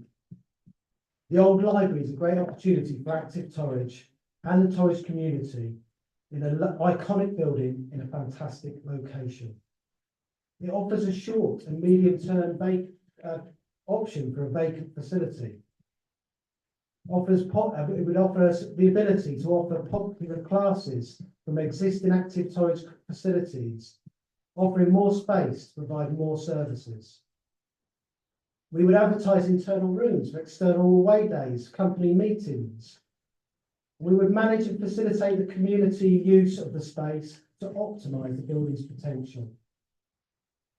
We would also move our head office to the facility, utilising more space and saving expenditure. Other areas for growth is that we would love to work with Torridge District Council to deliver the play zone scheme and help support facilitating these facilities moving forward. And ultimately, we'd love to provide a data-backed business proposal showing the need for a purpose-built leisure centre catering for the Bideford and surrounding community. So how does this look financially moving forward? So the graph shows the projected management fee required for Active Torridge up to the year 29-30, comparing scenarios with a fourth venue and without a fourth venue. The top line shows, the blue line shows our management fee requirements. We've just operated in the 3 venues, and the orange line shows the indication of if we have the fourth venue available to us. If agreed, scheduled to open in 25-26, the new venue is projected to alleviate current capacity issues that we are experiencing by accommodating more members and expanding our target market. Overall, the graph suggests that the strategic addition of that fourth venue is essential for managing the future growth efficiency and ensuring the Active Torridge can meet the needs of the community while also controlling the management fee required from Torridge District Council.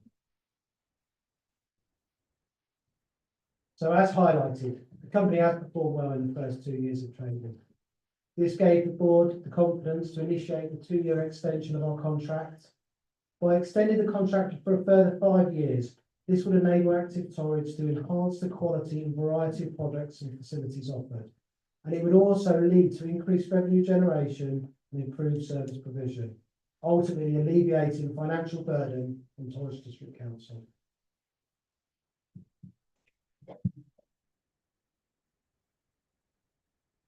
For Judith to conclude the presentation. Thanks, Chair. Thank you, Judith. I don't have any slides. You'll be glad to know I am only going to talk for 2 or 3 as well. As most of you know, I'm Judith Gentry. I'm the non-exec director of Active Torridge. I was appointed in October 2021. The business plan that Chris has just taken you through has been through several iterations from the board. It's ambitious, it's focused, but I think most importantly, it is deliverable. And that, I think, is the reason why I am delighted to be able to validate the plan. It does, however, have one omission, which I will be taking away from tonight. It fails, as yet, to convert Councillor Hicks to membership of the swimming board. So I will add that as a PS, and let's see what happens when we're reporting back to you in 25 years. However, seriously, in validating this business plan, I would like to bring 3 things to your attention. Firstly, as some of you know, my core expertise is with working with startups and small organisations in fields of startups and innovation, large companies, charities, small organisations. And primarily I've worked in that field for 25 years. So it's that experience that allowed me to see that when success comes early, perhaps in years 2 or 3, as it has with Active Torridge, then years 4 and 5 can bring their own risk. It is easy to get sidetracked. We could do this, we could do that. And as I've sat in the audience here listening for the last hour or so, there are lots of ideas, there are lots of innovative thoughts in this room. But while it is important not to stifle the creativity and the ideas, including those from our own teams, it will be important that the board stays focused in order to deliver for time. That leads on to my second point that I'd just like to highlight. The HR strategy that Chris very briefly referred to will need to be much more than updating policies and complying with the mooted new employment legislation for 2025 and 2026. Active Torridge is going to need to ensure that we've got the right people in the right place at the right time, so that we do not dilute the expertise and experience of our workforce. My third and final point refers to the independent government review, which was debated earlier this evening. I can vouch for the fact that it was thorough and rigorous. I personally was interviewed, possibly interrogated, 3 times by the external consultant. The work was thorough, there was some very, very detailed, and in my opinion, the right questions were asked. The Board of Active Torridge welcomes the 3 recommendations within the report, and it fully supports the need for KPIs that are measurable, meaningful, and maximise the opportunity that lies ahead for all of us. So in conclusion, if you are mindful to give Active Torridge your vote of confidence this evening, which I very much hope that you will, I look forward to contributing to the delivery of the plans that you have heard and continue to create an organisation that everyone in this room can feel proud of. Thank you, and I'll hand back to the chair. Thank you, Judith. Thank you to all of our speakers. That's a very thorough report. Before I actually get on to taking any questions, from my own personal point of view, I want to move that we accept this. I'm going to propose that we accept this report. It's I think it's a fantastic opportunity. Right, and I'm happy to second. I retain my seconder. Thank you. Councillor Thomas, I believe you had your hand up. Thank you, Chair. Just a couple of questions. Page 32, it talks about Active Torridge and having the ambition to decarbonise as much as possible. I'd just like to say that sounds great, but without actually having any kind of meaningful target, it's just hot air. We need to have a target to move towards, whether it's 5%, 10%, 50%. We need to have something to measure these things. Otherwise, it's just window dressing.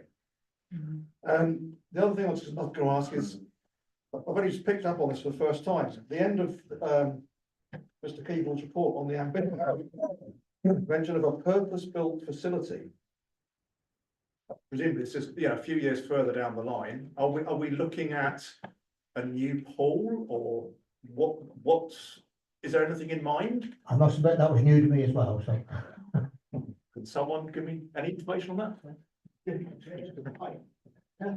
Hello there, yeah, it's really the idea behind that is, it is years down the line. Yeah. And we need to obviously be successful in what we're trying to implement at the moment. But by bringing a all-purpose leisure centre that potentially is more cost effective to run, can serve more of the community, is obviously, and more financially viable, is obviously something that we would love to strive for as well. Currently, we have the existing facilities that, you know, are old and need a lot of work on. There are facilities in Barnstaple, which is a great example, the Tark Leisure Centre of a facility that caters for a wider community need. Yeah. Joe, can I just say, if in time to come we do move along that path, can I just put out a marker that we'll put it in Easter Water? You know, Councillor Piper has been talking about, you know, we need to address well-being and health. Yeah. Easter Water is the most deprived ward in the council. A lot of the poorest residents. We own land at Cleve Wood. You know. Why did I know that was coming there? And we can make it a net zero building as well. We'll have a new property manager who's got experience in delivering net zero buildings. Thank you. Mr. Andrews. You said that 100 people have free pass to use these facilities, which is excellent. Do you have any indication of how many times on average these 100 people actually visit? How do you allocate those, and are you sure that those people are actually using the facility? And are you able, if somebody doesn't, take it away and give it to somebody who would use it? Yeah, good questions. Yeah, so we have actually the 100, it's been over a year now since we allocated those memberships. Yeah. And we are now capturing those customers to encourage them to keep coming and using the facilities outside of that membership as well. I haven't got the actual figures on how often they do visit the facility, but it's something I would be able to provide you with.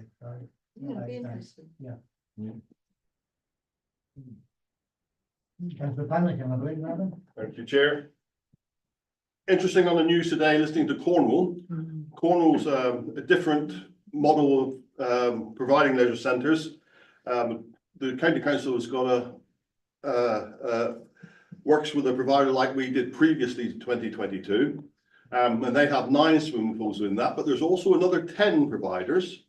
Interesting to read where they all are around Cornwall. Interestingly, that there is 3 outdoor pools, one at Penzance, one at Helston, and one at Bude. And why don't we celebrate our Westward Ho Sea Pool? Okay, because if you go on TripAdvisor, that's getting far better results than the Northern Pool is. Got more pebbles in it. Tell me what the difference is, but we should be celebrating and advertising a Northern Pool. And secondly, when I think Torridge has done its very best, it's worked alongside other providers. And I just looked down the road at the ARC, the Atlantic Racket Centre, to see what they produce for the money that they have done. And I take my hat, I hope we are not competing against them when we're doing our Key and Fitness Centre from that side. And I also congratulate this council on the way they dealt with the Bideford Rugby Club earlier, I think this year, when we allowed the multi-use pitch to come into being if they can find the money from England. So we seem to be focusing solely on what we are doing. But we've got others out there with tremendous skills that are not being recognised, and we need to draw them down. Now, I worked with, when I was lead member in your role many years ago, I worked with a guy called James Giroudi, and he produced an actual map where all the other facilities were in the area. And we're not recognising what others are out there. I gather Kingsley School does walking football.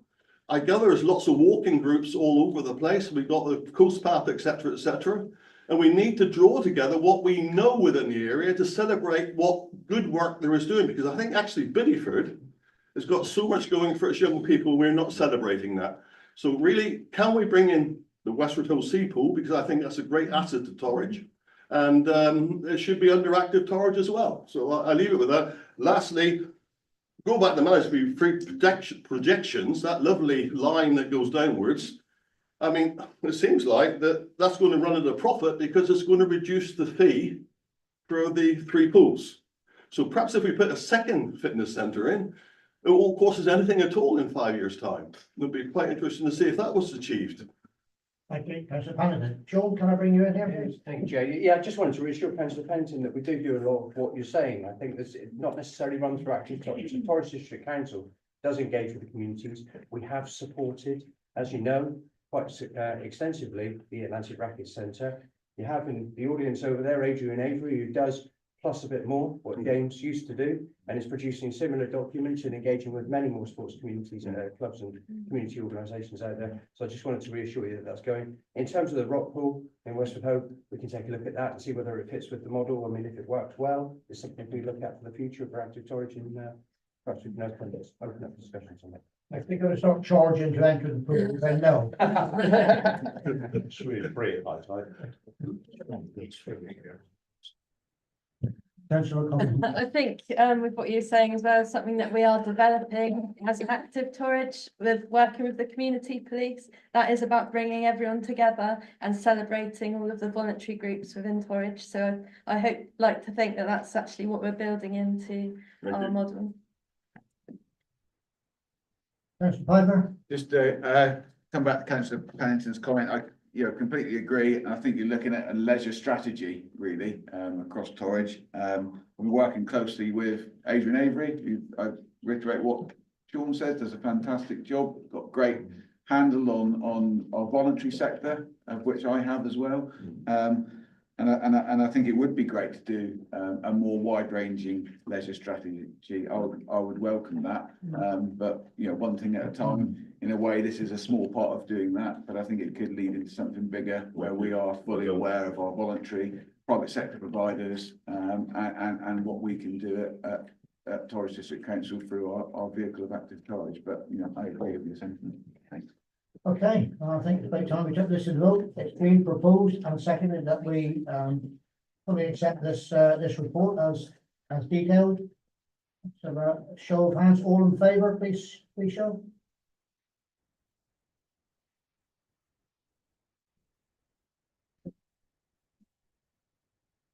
It'd be nice if it was unanimous.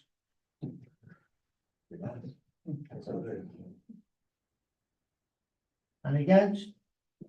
Abstentions? It's 31 for and 1 abstention, Chair. Thank you. Really carry.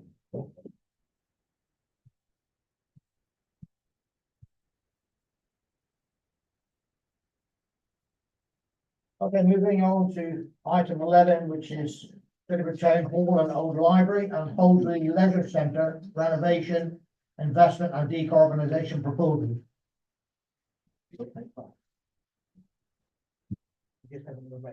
Does anyone need to have a little comfort break? Because we have been here for quite a while. No? Okay. Over to you, Adrian. Thank you. Thank you, Chair. We've been gathering quite a bit of momentum, so rather than go through the full report, Chair, with your approval, I'll just go through the slides that we have that sort of summarise the delivery of what we've been talking about. Obviously, as a council, you the aspiration and priority to improve the health and well-being of your communities and our carbon commitments, and we obviously have underutilised assets and poor performing assets, and basically, as you've just heard, a leisure operator that has a vision for growth. So this actually is a sort of culmination. The few slides that I'm going to share with you is a culmination of the things that bring together this report. I have to say at the outset, it's not my report. It is a pleasure for me to deliver it because it's actually a culmination of a tremendous piece of work between a number of officers across most departments in the authority to come up with this solution. And really, I just want to talk through a little bit about that's been delivered. So basically, we'll talk first of all about Holsworthy. What we would like to do, there's a lot of reference to the work proposed to decarbonisation Holsworthy, but actually the advice that we've had and the work we need to do is to actually decouple those two elements at Holsworthy so that they are deliverable. The first one being the Sport England funding for the PV installation on the swimming pool roof, and the second one being the decarbonisation of the main oil-fired heating plant. The reasons for decoupling those is basically because of the timescales involved. The PV work has to be done by March 2025 and the decarbonisation work by March 26. In parallel with that, we're also looking at other funding opportunities that we might be able to tap into to give us some additional grant funding towards the work that we will also be talking to you about for the actual town hall and library. Okay. Next slide, please, Tom. There we are. That's just what I've said. Forgive me. That's the two elements for Holsworthy split down into those two components, and for the reasons that I've said around the timing. So moving on, Tom. That's for those of you that don't know. That's Holsworthy Leisure Centre and swimming pool. Swimming pool on the right-hand side. Next slide, Tom.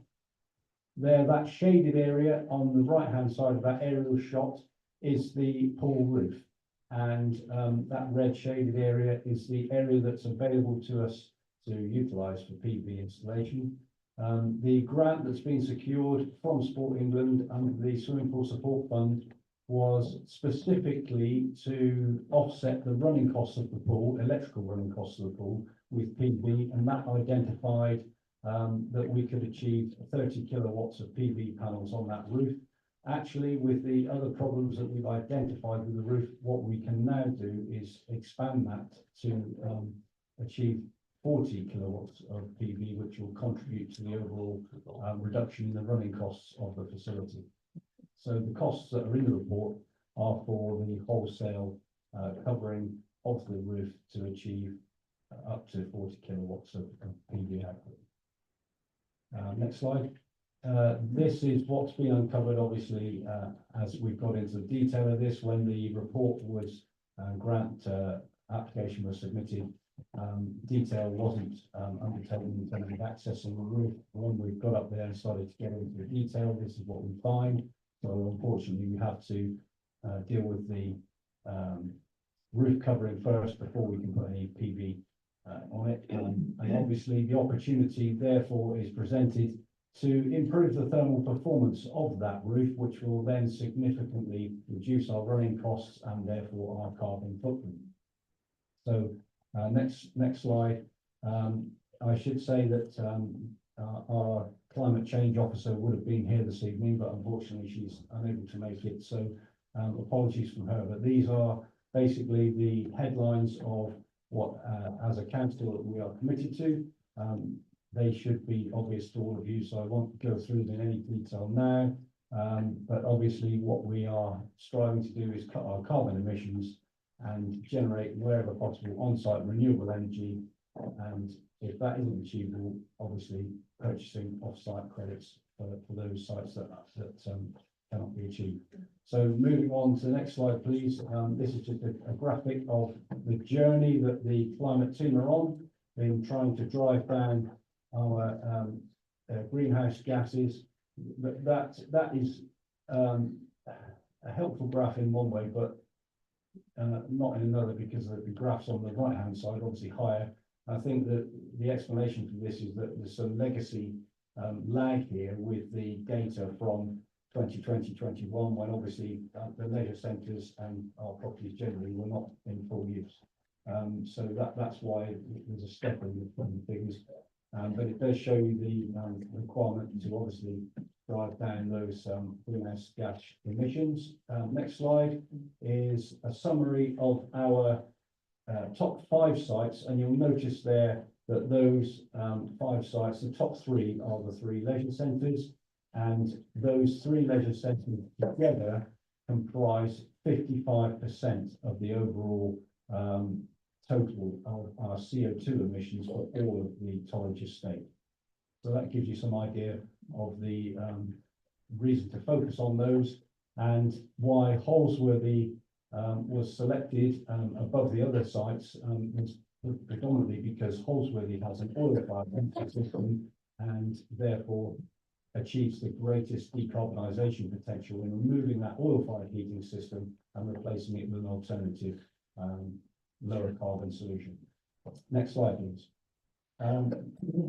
This is the slide which is not particularly clear, so sorry about that, but basically explaining what we are looking to do across the entire estate, not just the leisure centres, but it's basically improving the building pattern and all of the other initiatives that we can take wherever possible, tapping into external funding and grant sources to achieve that. Next slide.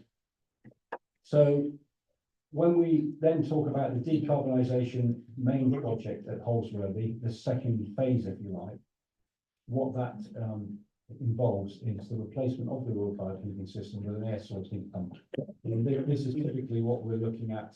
What the grant support has been based on is the provision of this containerised air source heat pump that is basically manufactured off-site, lifted into position, and coupled up to the existing infrastructure within the Holsworthy pool. Next slide shows you where this has been done at other leisure centres up and down the country. There's a few now that have been installed, And this is simply showing how the unit is basically a shipping container with all the kit inside that is dropped into position and connected up to in essence, the main flow and return of the heating plant from a conventional heating system. Next slide.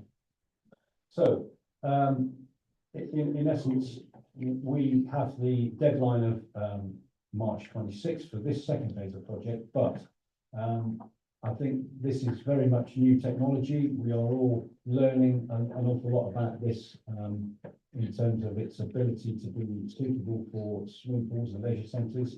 And so there's a lot more design development required in assessing how this is actually going to work and the connectivity with the existing infrastructure. What we cannot afford is to spend this money on a grant that we find in a few years' time doesn't actually generate the benefits that we hope and expect at this stage. So there's a lot more due diligence required on the part of the team who are looking at this to make sure that it is actually a long-term sustainable benefit. There's also a significant national grid electrical upgrade required for the site, because if you take away the oil, you've got to heat it with an electrical air source heat pump, and that will require an electrical upgrade, which obviously is a significant piece of work. So once we've done all that, we'll then develop schedules and costs, and then assess the impact on the actual operational facility at the moment. And we will come back to you as a council with an update report on that full scheme and the recommendations for that second phase.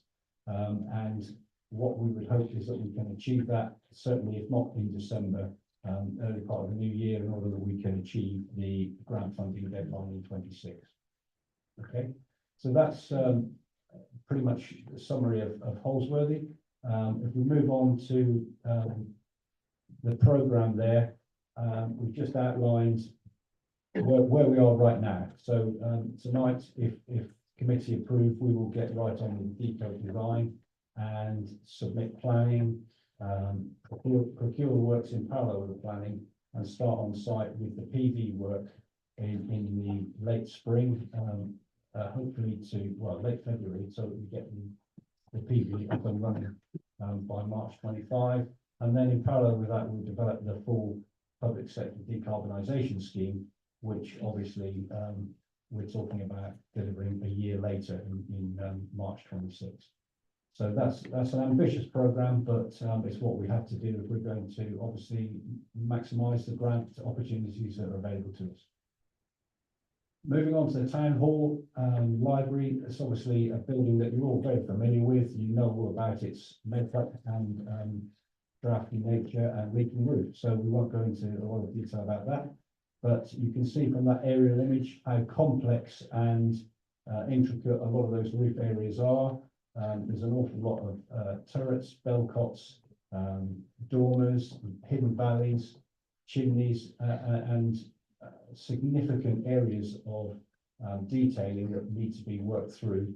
And of course, none of that roof is insulated. So our intention as part of the re-roofing works that's now necessary is to insulate and improve the thermal performance of the building to obviously further reduce our carbon footprint on this site as well. Moving on, next slide just gives you an idea of some of the issues that we've got. That central well area has been a problem for a number of years with water ingress, but that well area actually lends itself to the positioning of some renewable energy sources, possibly an air source heat pump in that well area that will be reasonably sheltered and contained. So wherever there's challenges, there are also opportunities for us. Next slide, please. Gives you an idea of the existing vacant premises that we've got. That's the old welfare facility that was utilised by the library. That's the existing library space that's now vacated, obviously, and what you can't see in there is the structural work that we've already undertaken over this past year to repair some of the historic damage that we were able to do while the library were occupying the premises. Some shots of the former reception area when the town hall was actually an operational building for Torridge District Council. That was the reception desk, and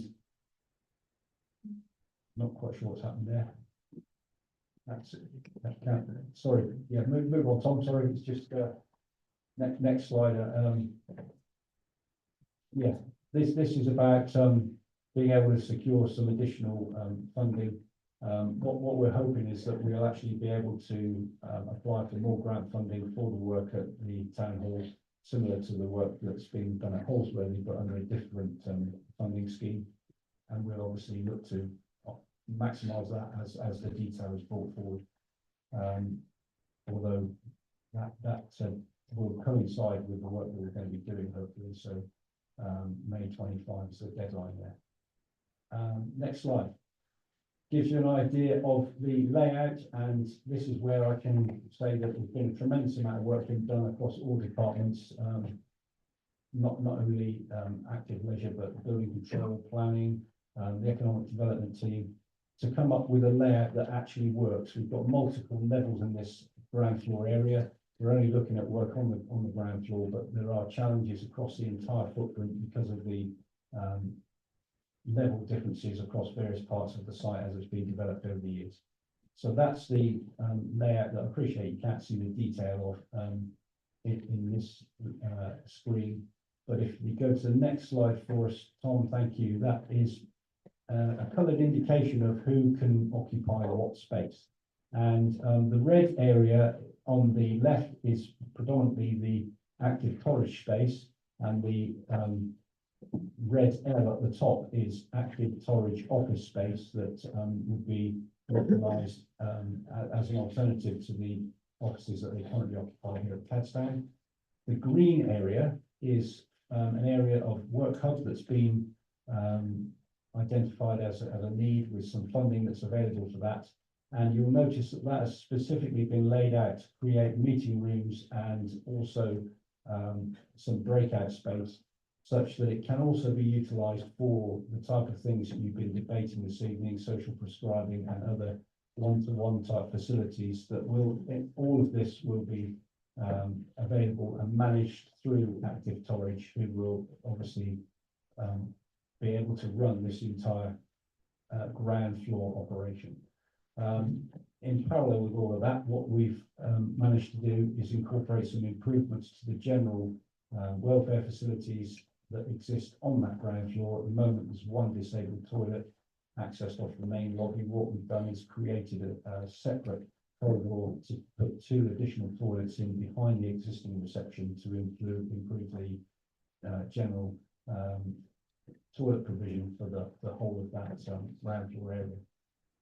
Next slide summarises the programme. Again, if we are to obtain approval this evening, we need to get right on with this work and start some soft strip out work, and then develop the detailed designs and the procurement in parallel with the planning submission for the work, detailed planning permission and building reg submission, obviously.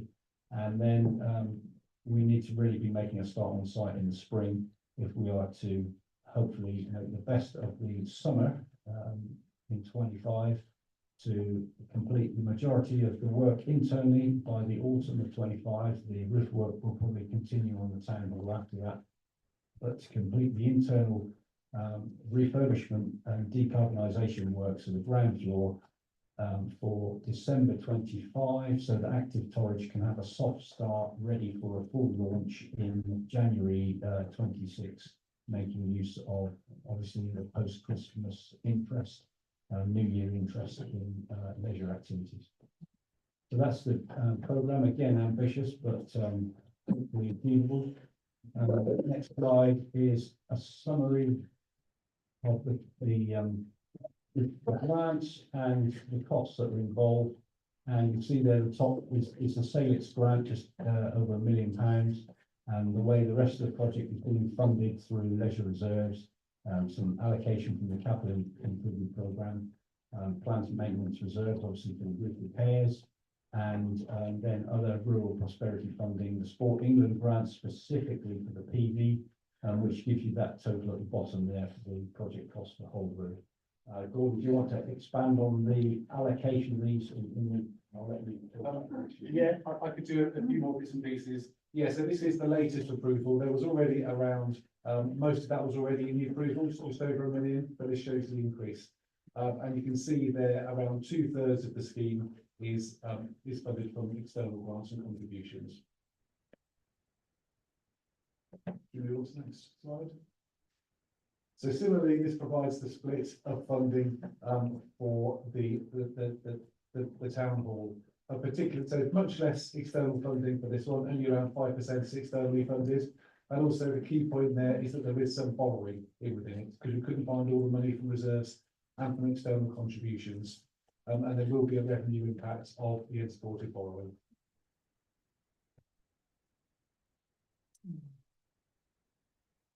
Next slide.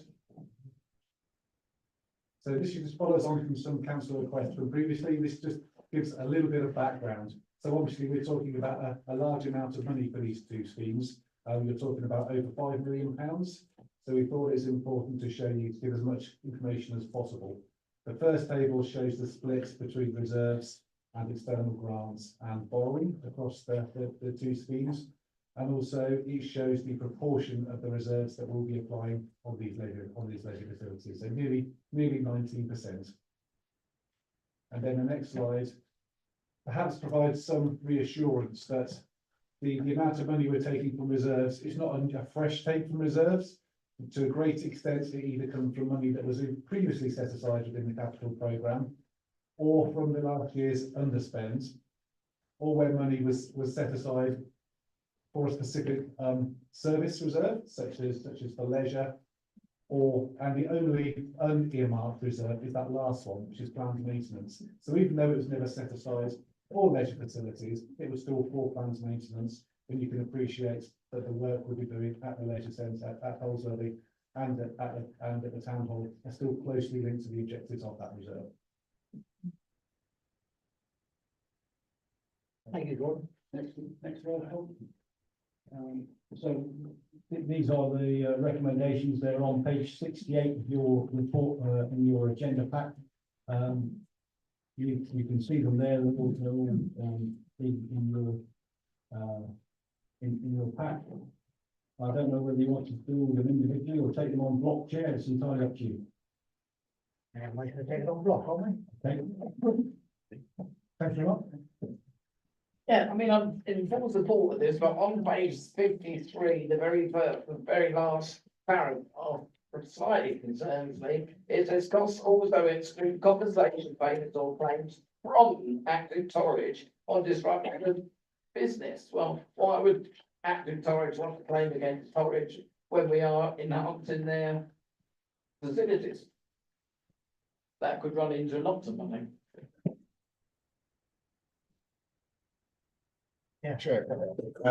So obviously there's a formal contract in place between the council and Active Torridge, as was in place with previous contractors. The conditions of that contract are that Torridge District Council provide those facilities for Active Torridge to run services from. And if those services aren't available, if those buildings aren't available, obviously there's a potential loss of income for the company. So the Active Torridge Board hasn't taken a view or position on that, because as yet we don't know whether and how long the facilities would likely be closed. So that's contained in the contract, but that hasn't necessarily been triggered. So I think what Adrian's pointing out in the report, that's something that may or may not happen. But obviously, if Active Torridge had less income, then ultimately the management fee compensates for that. So it's a little bit of an accounting treatment, I guess, between Active Torridge, the company, Torridge District Council as the buildings provider. I think that's all that's it. Councillor Newton. Chair, thank you. Following on from Councillor Locke, turning to Bideford Town Hall, there's obviously the potential, or there will be significant additional costs not covered by the refurbishment of the building. As he says here in page 56, some of these are don't knows, so perhaps have you built in a contingency reserve to cover those, as you would do if you were doing any other building. And secondly, perhaps some of the others, we could or should have a stab at what it's going to cost. So for those that haven't got in front of me, these costs exclude any asbestos removal, active Torridge fit out, works to improve upper floors of the town hall, any external masonry repairs to friable stonework, I should think almost certainly, internal crash deck scaffolding if required, upgrade to existing passenger lift, AVIT, CCTV, PA systems, work hub fit out, furniture and fittings, works to stabilise existing retaining structures to Nunnery Walk.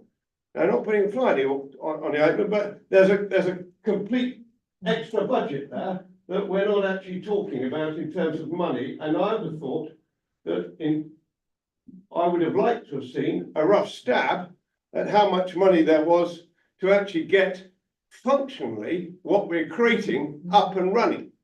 At the moment, all we're doing is creating an empty shell, but all of this cost will be needed for allow active Torridge to actually get in there and do anything with it. So perhaps a bit of contingency reserve and also forward estimate. I think you make a good point there, Councillor Newton. Obviously, there's considerable extra expense that's going to be required at some future date. But it is a building that we own, it is a listed building, and we, as an authority, have sat back and watched that building deteriorate for a good number of years, and it is getting worse and worse. So at some point, we have to do something with it. And every year that we delay costs us more in the long run. But I do take the point that you make, there is going to be a lot of extra cost when we actually get down to the nitty gritty of fitting out the interior, etc. Do you want to just come back on that, Adrian? I would like to, if you don't mind. Thank you, Chair. I think it's important that, just perhaps explain that a little bit more. The reason why I put those exclusions in is because actually, some of them are unknowns, obviously, like the asbestos. We've already carried out detailed refurbishment and demolition asbestos surveys of the areas we can get to. But when we take the roof off, we genuinely don't know what we're going to find. So there are known unknowns, if you like, within that. But given the age and general arrangement of the roof, it's unlikely that we will have significant asbestos in the roof. I'm just making the point that there may be hidden costs. Secondly, the active Torridge fit out, signage and branding, that's excluded from our budget costs because they are within active Torridge's business plan fit out costs. So their gym equipment, their matting, their signage, their branding is within Chris's business plan costs. So that's why they're excluded from this. The works to the upper floors, that's basically the town council offices that are in reasonable order up on the upper level already. Our costs include for making good water damage to other parts of the town hall that are necessary following the work that's going to be done to the roof. And inevitably, when the roof is worked on, there will be more damage because you shake things about and there will be making good. So that's included, but not the areas that are already occupied. Masonry repairs, hopefully, I say this hopefully, we do not expect a great deal. Having looked at the premises, it's predominantly brickwork, but there are some stonework repairs at the back that might be required when we get up there. So that's what that's about. Crash deck, we don't know until we get up there the stability of the existing vaulted timber roofs. If they're sufficient, then we're fine. And if when men are working on the roof, or women, that ceiling would be a risk of a fatal fall, then we will have to put a crash deck in. The passenger lift is perfectly right, so why would we at the moment budget for that? And the other things, the AV, IT, etc., a lot of that already exists and it's in good order because it's kit that's already utilised in that town. So last couple of points, the work hub fit out, that only relates to the furniture and kit that will be necessary to occupy the work hub, not the actual physical refurbishment of the work hub area, which is within these costs. And then the nunnery wall, nunnery walk wall.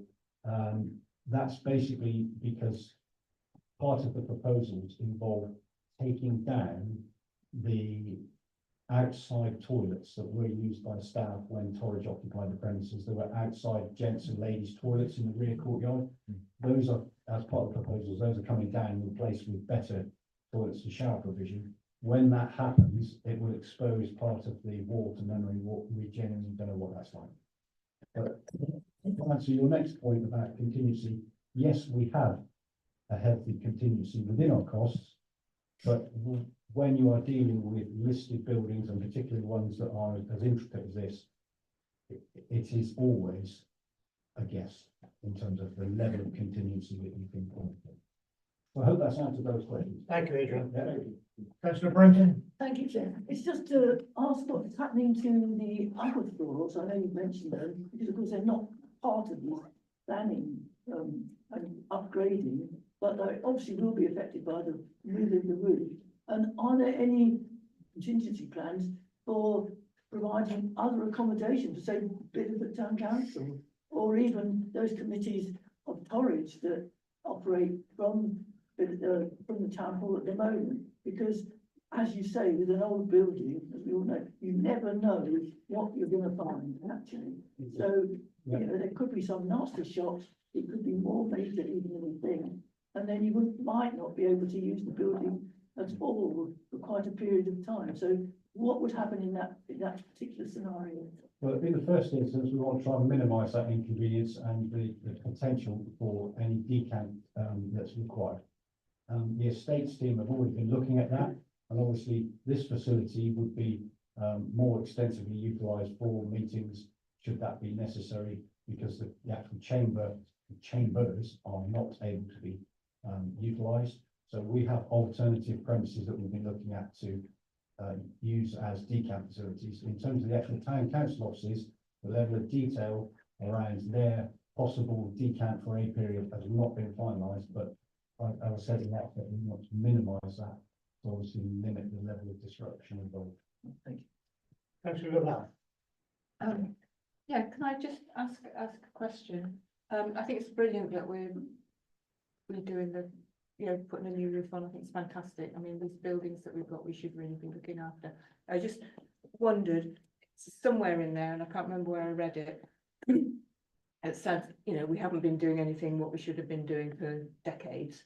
But there had been money put aside to do the work, but now obviously it's nowhere near enough to do the work that we now need to do because we've left it too long. Is that a figure that's in there, or is that hiding somewhere else, or is that, you know, do those figures, the cost, or where the money's, do you see what I'm trying to get at? I mean, like, if 10 years ago we put £200,000 aside to do it, which is somewhere it said that, didn't it? Is that money now included in where the money's coming from to pay for it? Yes. Or is there another bit of money lurking about that we can say it's not as bad as that? That's on those slides with those figures, and what you're talking about is the total roofing cost of 1.6 million, which is already made up of 880,000 that's already been approved by council previously for the roof. Oh, that's the bit, yeah. So, that's the bit I was asking about, yeah. And to give you some confidence, we're obviously very concerned about the cost of this work and the complexity of it.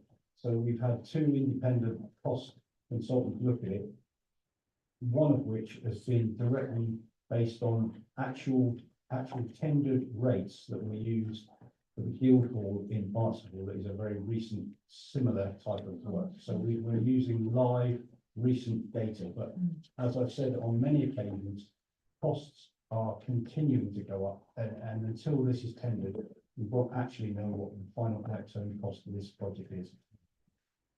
No, I do understand that. It's just that, and I appreciate it can easily cost 1.6 million, but if you're telling me that there's already 800 and something thousand that was put aside that already existed, then we are adding another 800,000. That's different to finding 1.6 million new money, is what I'm trying to say. That's correct. Thank you. Thanks, Thomas. Just a couple of queries about Holsworthy. One, just very simple one. the new panels, PV panels will give you 40 kilowatts. How does that relate to the demand? I mean, it's, what do you need? Well, if you remember, I said the Sport England grant was to provide panels to directly offset the electrical running costs of the existing facility at 30 kilowatts. Right, so it will provide all the electricity needed, that's the question. And some. And some. Right. Yeah, what we want to do is actually meet the existing running costs, electric running costs, and contribute towards the air source heat pump. Yeah, that's great. The other query I had, which is one thing that worried me most, was actually looking at the roof there. Those pictures of the rusting sheets and the roof coming apart, that's really alarming. Do we actually survey our properties on a regular basis? I mean, how can we be sure? Are we sure that our other properties are not in an equally bad state? Yeah, good question. We should leave here now. There are as part of the asset management plan, there are a program of condition surveys in the pipeline to get a better overall picture of the estate going forward.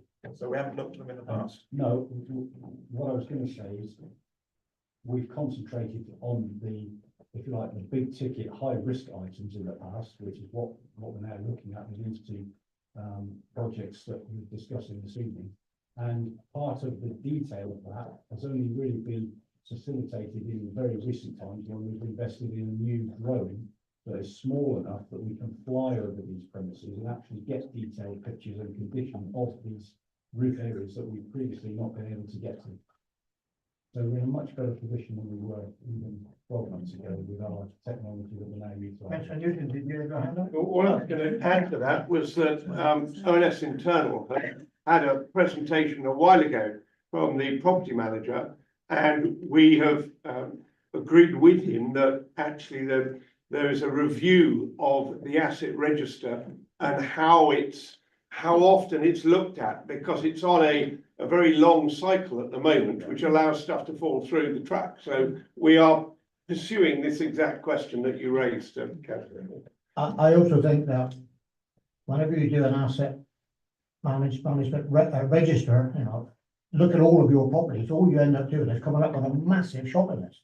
And I'm sure that all of our properties will probably take, you know, many millions of pounds to actually bring up to a condition that we'd all like to see them in, but we've got to face reality. We have to do what we can. Councillor Andrews. Very quickly, you said in your talk, you said that the national grid electricity bill had to be upgraded. If the roof is going to supply 40 kilowatts, why does the local national grid have to be upgraded?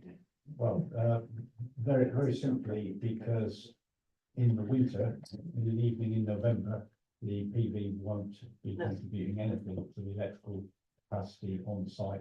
And in any event, at peak demand, the ordinary running costs for the air source heat pump will far exceed the PV anyway. So the PV is a contribution. It's not in any way the entirety of energy delivery for that site. We've got to have a new main HV supply into the back of the facility. So why not put solar panels on the other roof as well? Because the existing sports hall roof is the original 1980s building that is covered in asbestos. Corrugated panels. I understand. Many more millions, what I said just now. Councillor Lavelle? Sorry, one thing that disconcerts me about that, I think it's great that the Holsworthy swimming pool is being addressed. I wish that the other ones were as well. I don't think we should wait for grants. I think we should get on with it. I know then there's not enough people to administer all the projects that are going on and blah, blah, blah. So it's any more about that. I do find it very disconcerting that we've got a heat source pump potentially coming.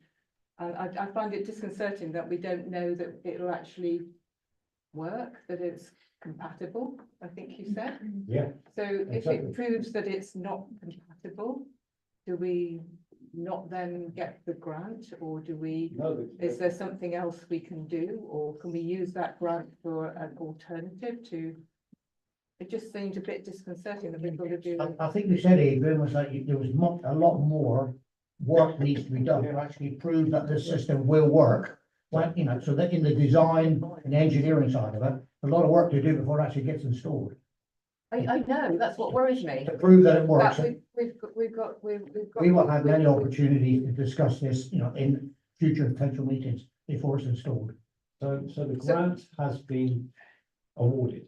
We already have the grant. Yes, I know it's for a piece of So- equipment that we're not sure that we can install. And we will develop the solution in parallel with the company that offered this. But there will be a solution. This air source heat pump solution, yeah. But we want to basically do due diligence and challenge that and make sure that it is going to work. And we are installing something that's got some longevity and giving us the performance that we need. If it can't be proven, then that will be in the report that comes back to you next time round.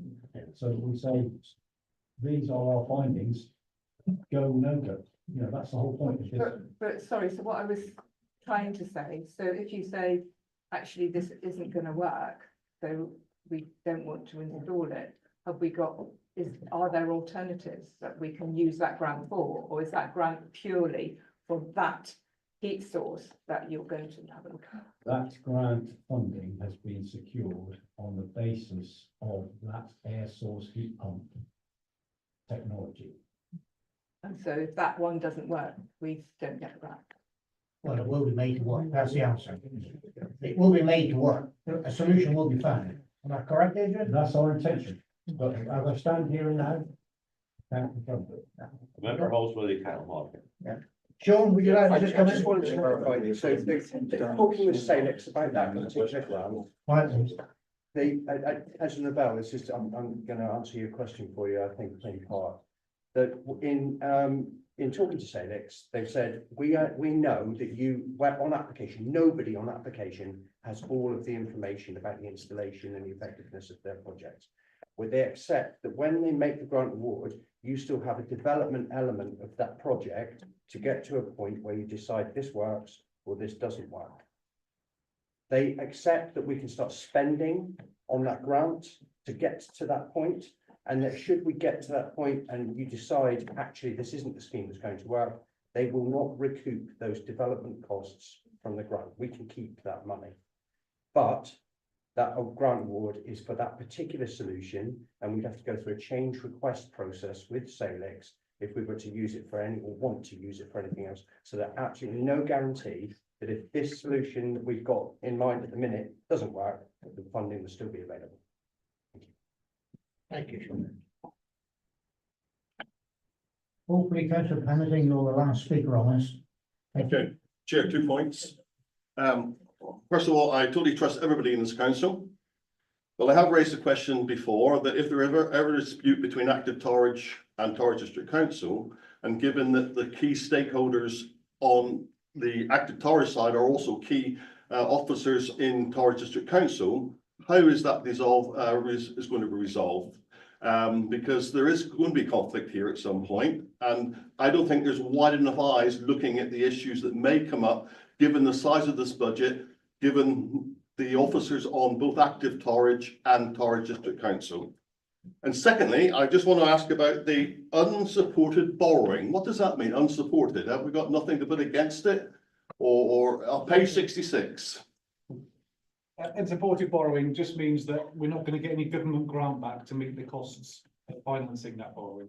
So it says in page 66 right at the bottom, it's going to cost us 90 to 95k is that a year, or is that for the length of the time you've got borrowing, or when do you intend to repay that borrowing? Well, as a rough rule of thumb, just to keep the numbers nice and simple, for £1 million worth of borrowing, the costs of financing that debt will be up to 100,000. Sorry? Well, the costs of financing that borrowing will be up to £100,000 a year. Yeah. And the £100,000 a year. Yeah, and the presentation that you received from the Chief Operating Officer of Active Torridge earlier showed revenue savings up to £130,000. Okay, so in our agenda item 6, it's on page 5. It said on the annual report of the Treasury Management, it says our investments are only earning us 5.37%. So why are we not using our own money at 5.37% rather than 9.5% in the market? Can you explain to me, because if I was running a business and I had money set aside, I would use my own money and not go and borrow it at 9.5%, basically. That's a great question. It's, well, there's two elements to financing the unsupported borrowing. There's the write down of the principal, right, which is the reduction, if you like, and also there's an element for interest. So we may or may not choose to borrow, but if we don't choose to borrow and we use our own internal resources, there'll still be a loss of interest attached to that. So the equivalent cost will still be 4 or 5%. I would come and talk to you because it'll be too late tonight for me to get my head around that board, but I'd like to understand it. Thank you for that. I'm not convinced at the moment. Thank you. Okay. Thank you, opposition. I'm going to propose from the chair that we accept this report from both the town hall and for Oakley Hall. Right, sorry, I've come to. I'd like to second this. It gives me a lot of pleasure. I think we've had a good debate on this. And it is an opportunity for us to combine several projects that will bring benefits right across our entire district. So I commend it to all of you to vote in support. Okay, it's been proposed and seconded. All in favour, please show.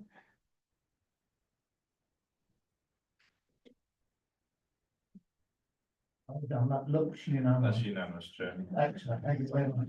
I just have to say thank you to the officers for all the work that they've done tonight and presenting these reports. It's months and months of work, which is lovely solutions.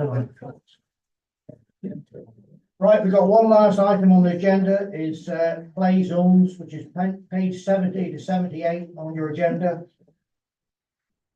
Adrian Avery is going to present the report. I'm going to take a look. Thanks, Chair.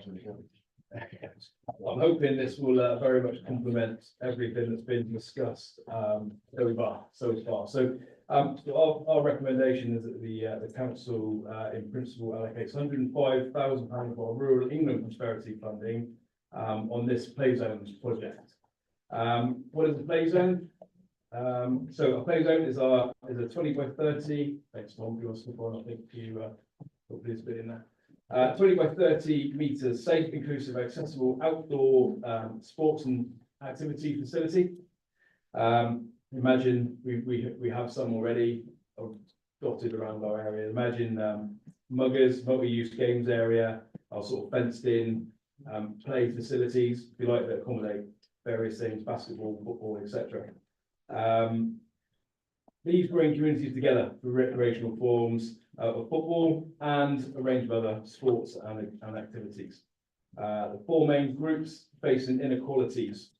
These are our priority areas. So this is a football foundation project. Okay, this isn't a Torridge District Council project. This is a national football foundation project, which ultimately is funded by Sport England, which drips into football foundation as their funding vehicle ultimately.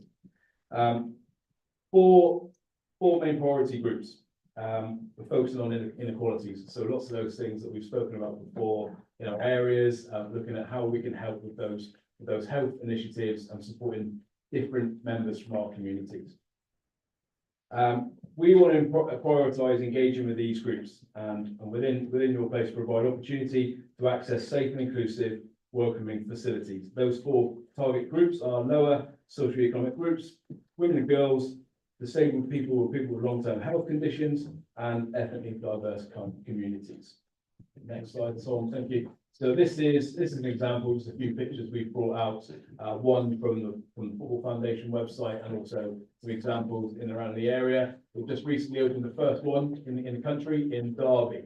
So it's just a bit of a background to this project. Like I say, the first one's just opened up in Derby. They were given 2 years to work on their project. We've been given 1.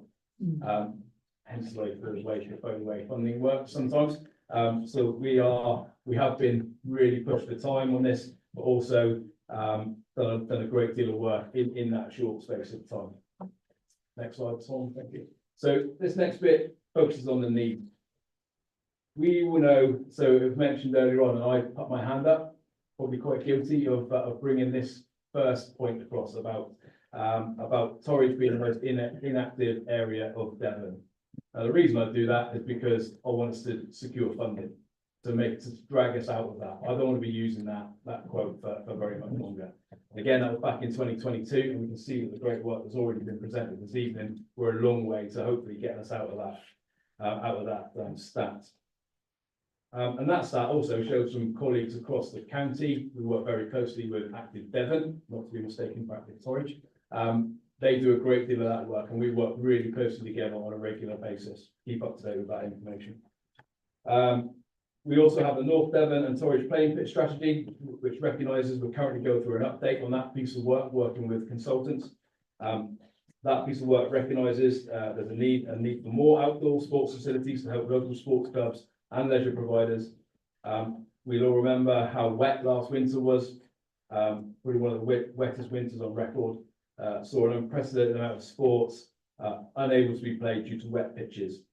These facilities would help facilitate training for all age groups and physical activity, protecting our grass pitches to enable further activity where it's been missed currently. And the bottom of that last bit, Football Foundation, and the great bit about this project is it comes with 75% funding, which we don't see very often, which is why we're really keen to utilise that as best as possible. So that 75% funding can be looked across the project, or can look at individual sites. Again, this opportunity doesn't come along very often, and we want to utilise that funding and have identified key partners and stakeholders to support each project in each area. Thanks, Tom.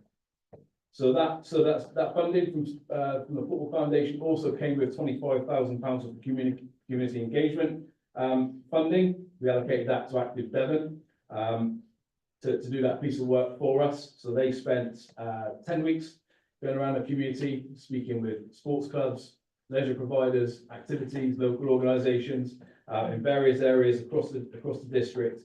And I have that report, which I will be able to share with you, which backs up the identified sites to having a play zone in each area.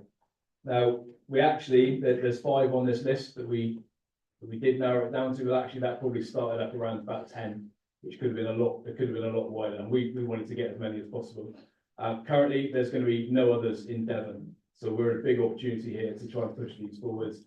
They identified one in Tor Bay. They've not been able to secure that, so we're in a really good position to try and drive this forward if we're ambitious enough to do so.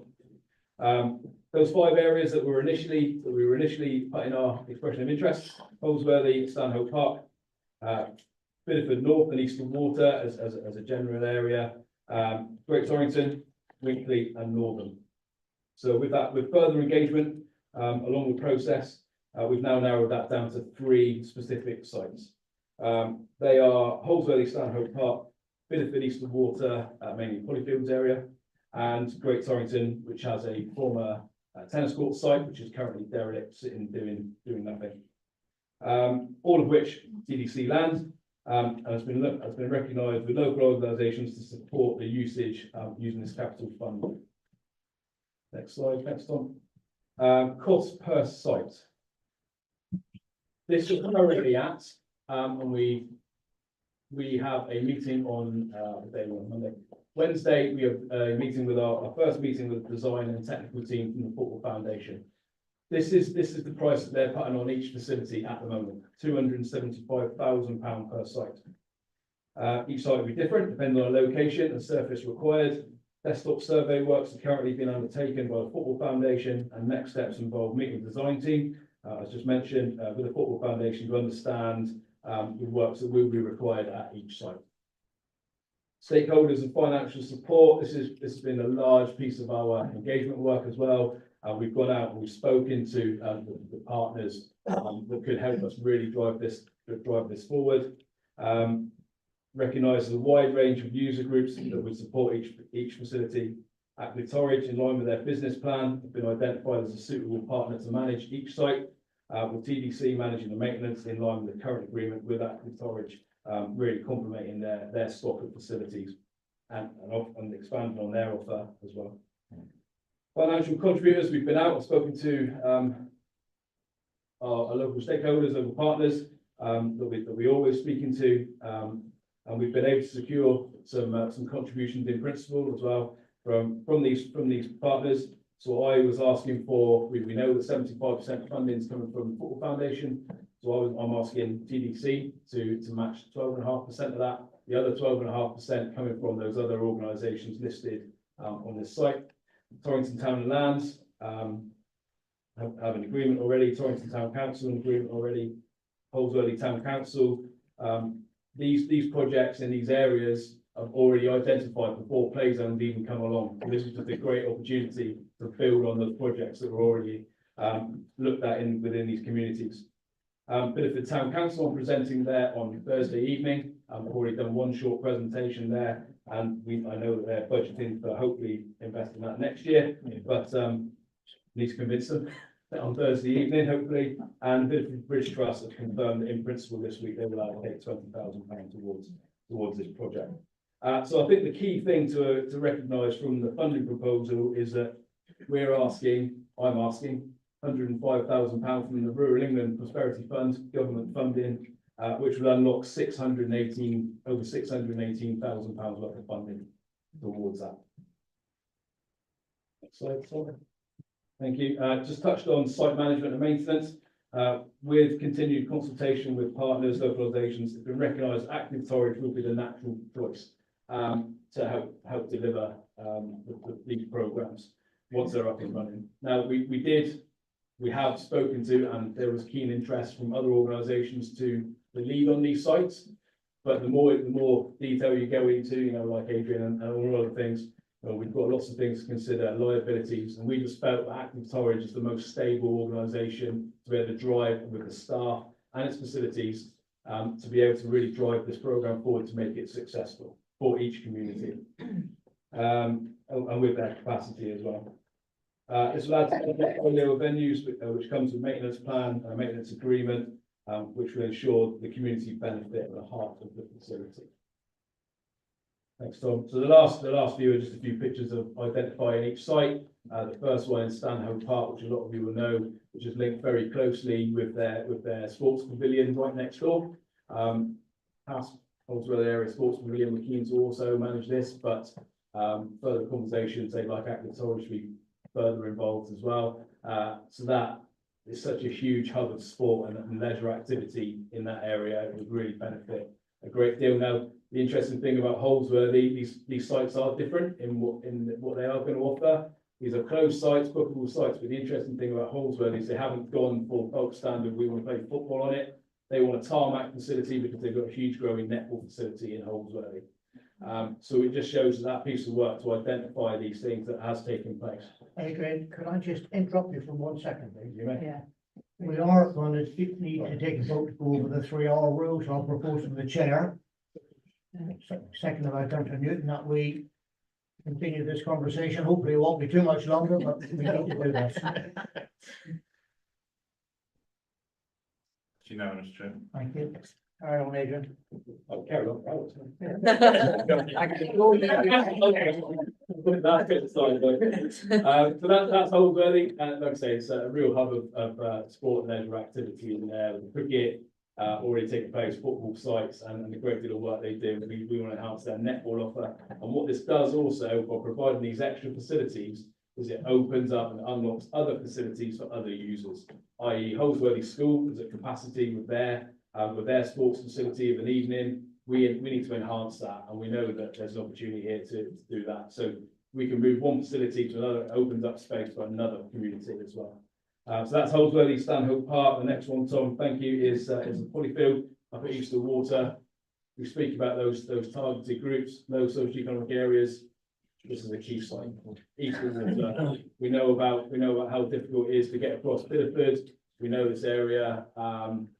Part of the work that Active Devon done recognised there's a lack of transport with families owning cars up at Easter Water, and it's a very long way to get to any other nearest site. And this is an opportunity to really enhance the Polyfields offer and the great deal of great work they've been doing with the Polyfield Centre in recent times, but also with the other community groups involved in there, with the school, the BMX club, the boxing club. That really is a hub of activity already, and we know that this will very much improve that again. And the last site, Tom, thank you, last slide, that's Great Torrington, that's our former derelict tennis court site down at Gas Lane, sitting there doing nothing currently. A great opportunity there to open that up, working with the football club, to really cut that. So, and play zone, to put it into context, probably take up about a third of that within that blue line. So that still leaves quite a bit of room to use for additional space. The football club have wanted to do this project for a very long time. We currently have a lease in place with them. They wanted to produce this themselves. Funding has come along at the right time to help us do that very thing. Thank you. I'll leave it there. Chair, move a recommendation. You're in a rush. It's a good project. I'll second. Councillor Connor Hunkin has seconded. Do you want to speak or you're voting in I'd like support? to speak, Chair. And it is a good project for all three venues, but I'm dredging my memory. But when you came to Northern and we weren't successful for very good reasons, I seem to remember that there was a charge. Right, so I'd like to know what the charge is, because I can't remember. And the other thing is, do you have to secure an amount of money every year? We have a similar experience with our tennis courts in Westford Ho, and we've got the funding and all very successful, but we are expected to secure an amount of money year on year. And it's not an unreasonable amount, but it has to be done. So I'm just wondering what happened here. Yeah, exactly the same. So we have to provide that sinking fund, and through the Football Foundation, it is an expectation that is separate from any other business accounts. Okay, so that is part of the funding agreement with the Football Foundation. It has to earn about £40 a day. Significant, but what there will be is set prices for there will be separate pricing structures for community and for grassroots organisations, if you like, and commercial rates as well to help balance that out a little bit. So yes, it's a bookable place, but also what we need to make sure, and this will be part of our agreement with Active Torridge, that there's an element of free play within it as well. So we're looking at areas, and this is working with Chris and his team, and we'll be looking at after school available times where children can come in after school and have free recreational play, weekends, holidays space and times as well. And hopefully that will balance out with using the current bookings as well. Thank you, Adrian. Thank you, Adrian. Okay, it's been proposed by Councillor Brenton, seconded by Councillor Connor Hunkin. All in favour, please show.